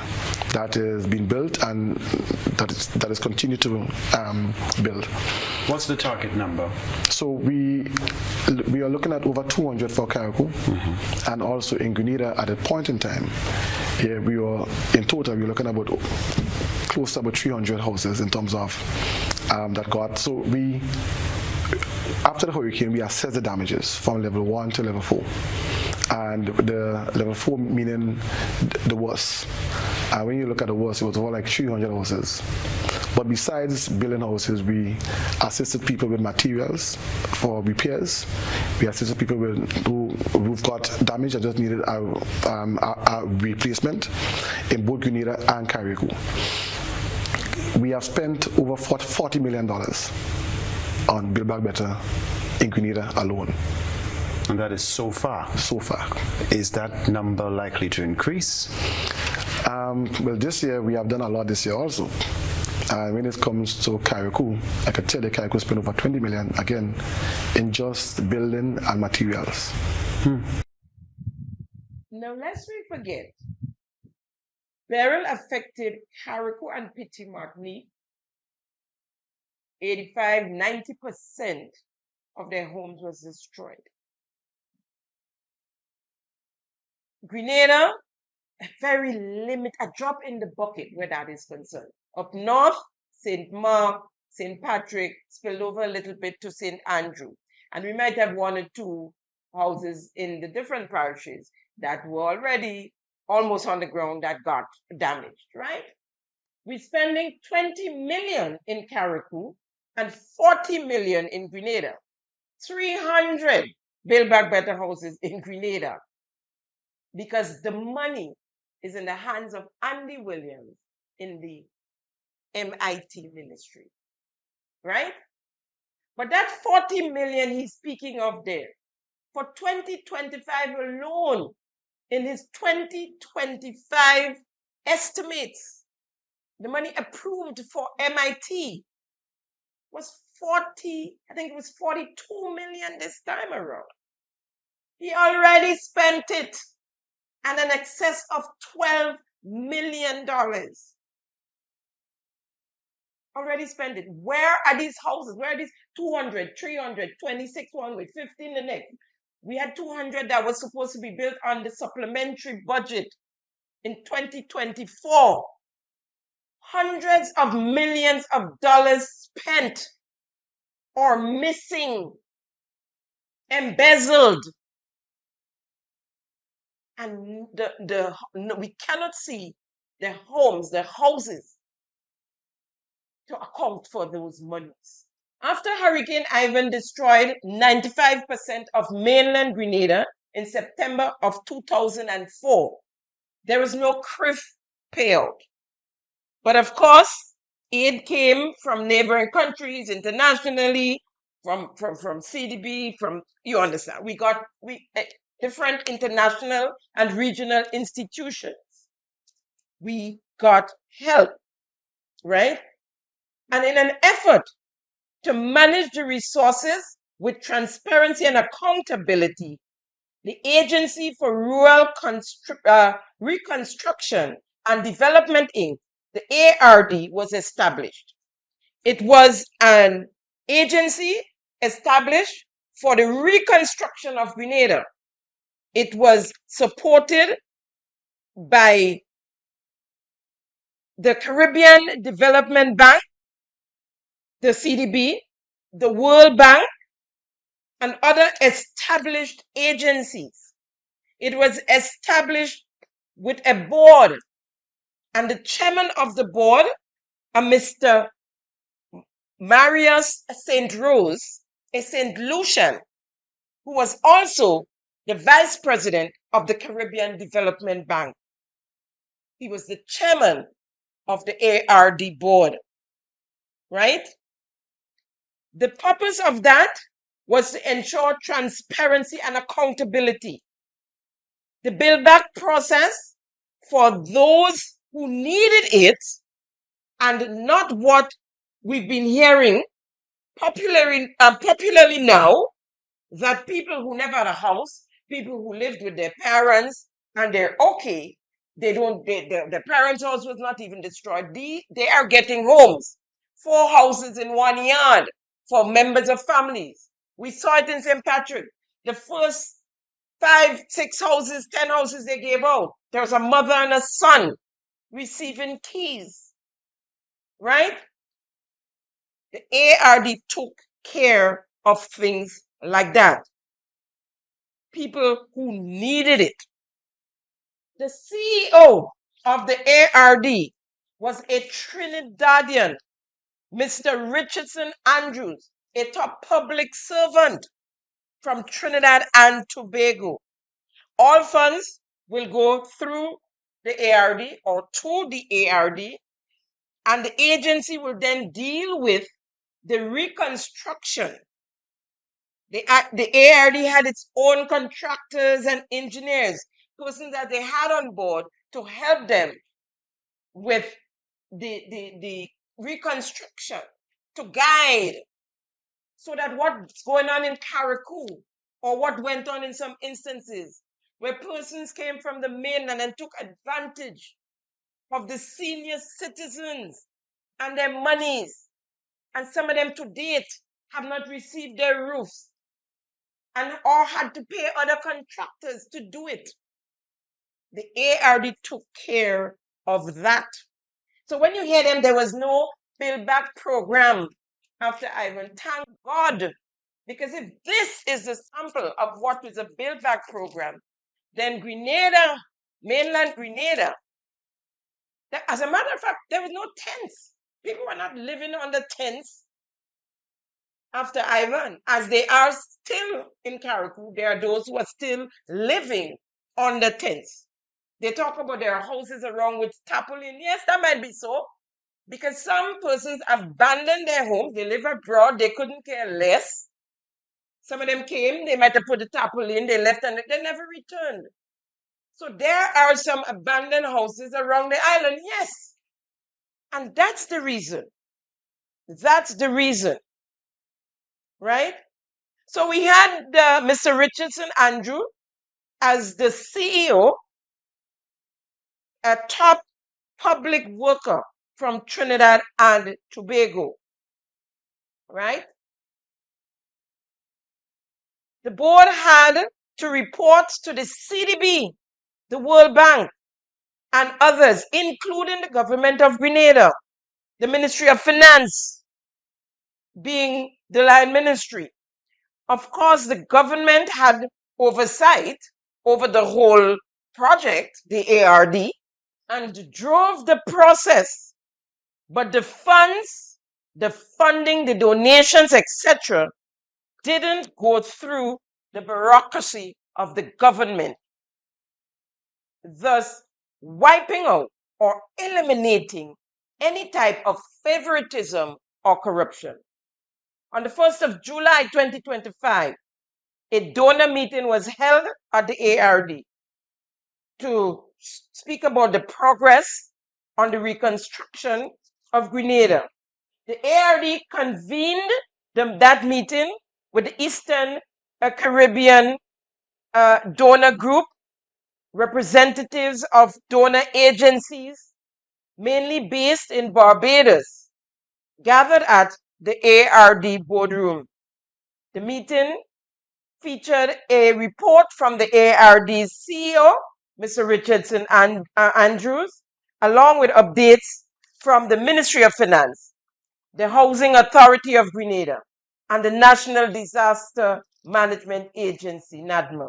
The Prime Minister, Dr. Mitchell, at the meeting, reiterated his government commitment to the Reconstruction and Development Fund, that's the ARD, to which all financial support for the reconstruction effort was placed for the use of the ARD.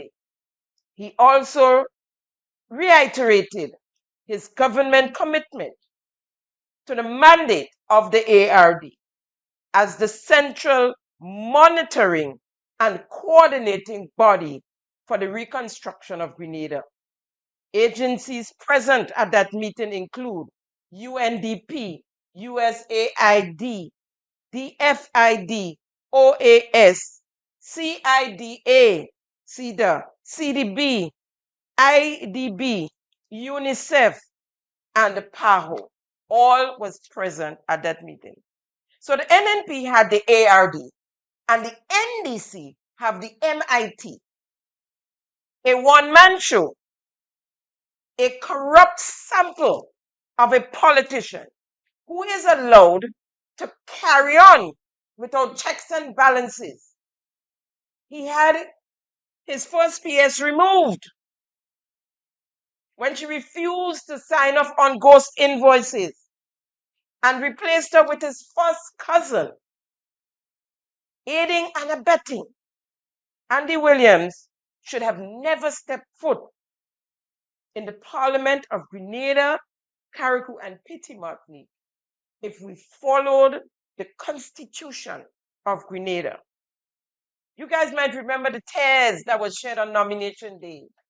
That wasn't tears of joy, it was tears of relief because he was being investigated on a number of matters. And he probably thought persons would have spoken out, persons from hotels that he embezzled funds from.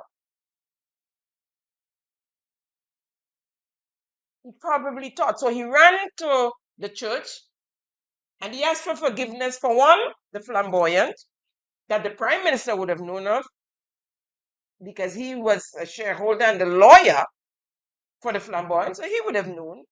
And some of his friends, persons like Mr. Dolan, Mr. Hugh Dolan, who was a shareholder, right, of the Flamboyant Hotel.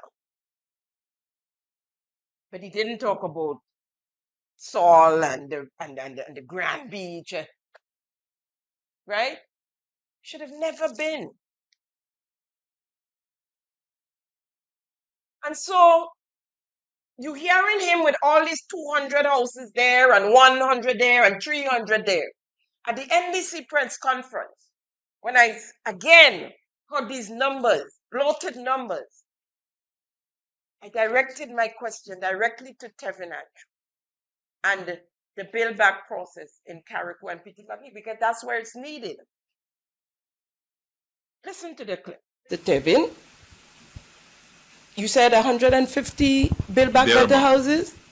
Build Back Better social development and prefabricated homes. Also, I want to know about the Build Back Better houses.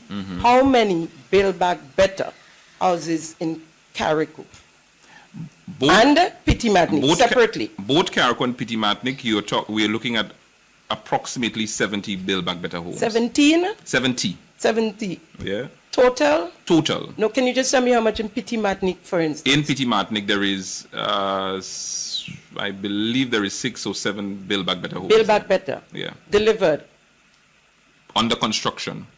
So none delivered in Petit Martinique? No, they are about 90% completed. It's not delivered, it's being completed? It's being completed, yes. Right. And in 11 months Carriacou, how many delivered?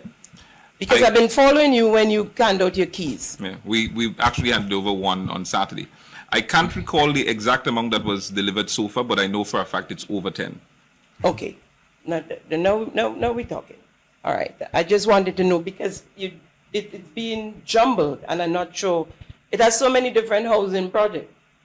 Project 500, Project Build Back. Do you know that to date, sir, and I'm speaking to Mr. Mason here, that after a rough count of $110 million estimates and actuals given to Andy Williams, we are yet to get an account of where all these monies was spent and the total amount of build back houses, whether it's on mainland in 2024 or 2025, or in Carriacou and the Petit Martinique. Now, as I said, for 2025, the allocation, I said 42, is $43 million.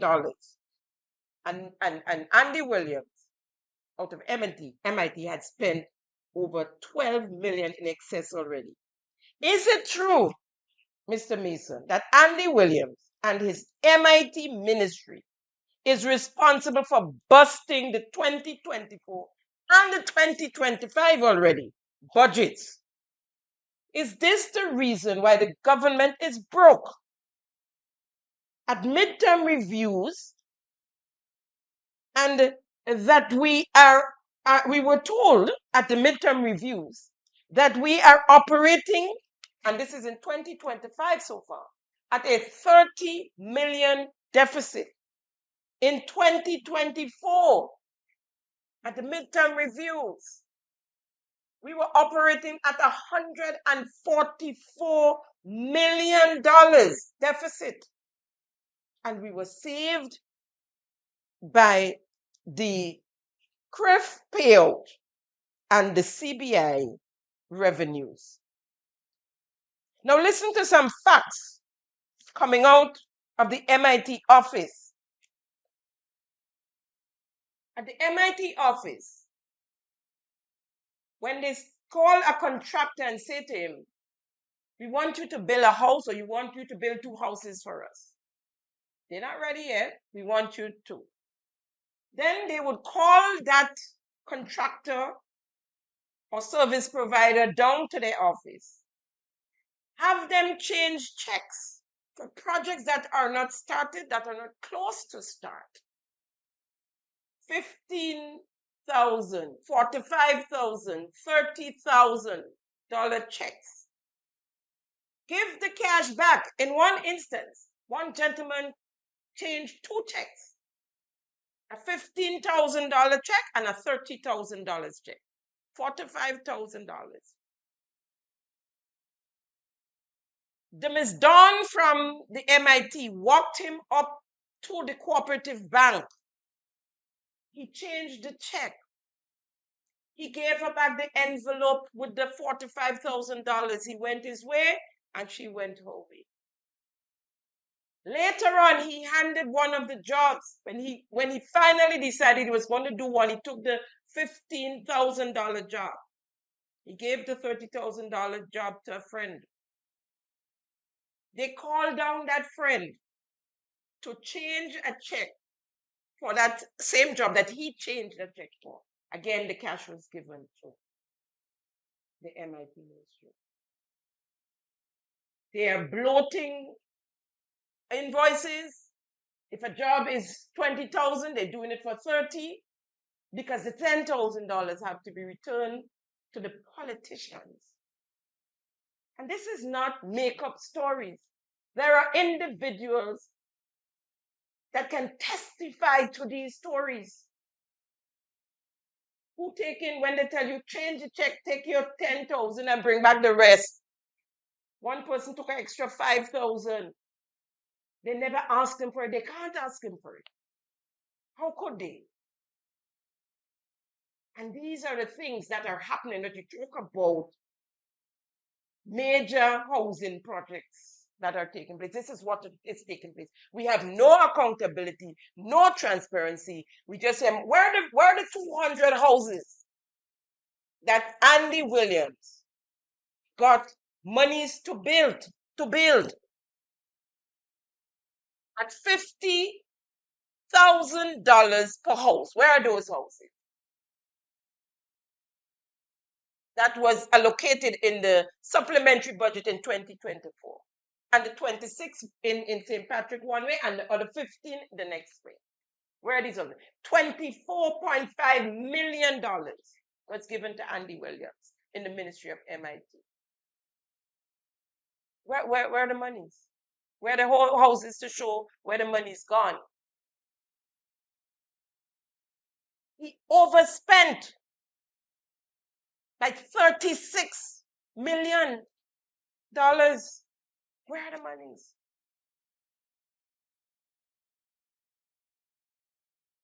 Well, I had a reshuffling. And the reshuffling is because they want to move him from MIT. But we'll find out. We'll find out. I see Ron smiling in a photo that they took out. They said they had a retreat. And they have a photo. Ron, they said the cabinet members had a photo. Ron is in front, grinning from ear to ear. According to the Prime Minister, he was fired from the cabinet. But he's in a retreat with the cabinet. And Andy and Tevin in the back, you could barely see them, with not so happy faces. Not so happy faces. But we'll wait to see what happens. But Andy Williams must be held accountable for almost $110 million, if my math is correct, according to the estimates and money spent and money from after the burial and hurricane to date. And the Prime Minister and everybody else just turning a blind eye. And now we can't even feed our school children. We can't even buy chalk for our schools. Members of cabinet are grumbling behind closed doors about the monies that Andy Williams so-called spending can't give account of, but just been given more and more and more monies to spend. This thing has to stop. It has to end somewhere. It has to end somewhere. The Prime Minister, and we're going to close off here because we're running out of time. I've run out of time, right? And the Prime Minister, and I'm going to play this clip again for you. The Prime Minister said, if you raise their salary, it will eliminate corruption or thieving, for want of a better word, because that's theft. And if not, they're going to stand the consequences. What happened to that? Let's hear what he had to say. The salaries in my view are woefully inadequate. And what that means is that you almost create a situation where people are vulnerable. And therefore, you find a situation where the corruption and so on could happen easily. Because if you're going to give persons a very demanding job to do, and there's no doubt that being a government minister or an MP is a demanding job, and then the state provides little or no or very inadequate resources to allow them to do that job, then you're almost facilitating the process where people are going to be weak, be vulnerable, and they find themselves making decisions that they should not do. However, if you create an environment where persons are paid well, they're given the resources, then you certainly would be minimizing the risk of corruption. And if it does happen, then there certainly should be dire consequences for them because they would have no excuses. Folks, to be continued, because we have to talk about Project 500, all the housing project Mr. Mason talked about, the major housing projects. We have to talk about Project 500 turned Project 17 So we have a lot to talk about when it comes to housing. In Grenada, Carriacou, and Pitimani, the prefab house that's sitting in the dump. We have a lot to talk about, a lot more to talk about. So we'll continue this next week, next episode. So that's a wrap on today's episode of Simon Says. It's always a pleasure conversing with you, trying to keep them honest. Thank you for viewing yet another episode of Simon Says, where facts come first. I'm your host, Jenny Simon. See you next week, same time, same place. And stay tuned for something special, an extension, an expansion of Simon Says. We'll update you as time gets closer. It's almost there. No, we're not coming as the movement, yeah? We coming. Have a good one. Bye now. Thank you for tuning in to Simon Says. To ensure that you never miss an episode, click subscribe and make sure to turn on the notifications by clicking on the notification bell icon. See you at the next episode.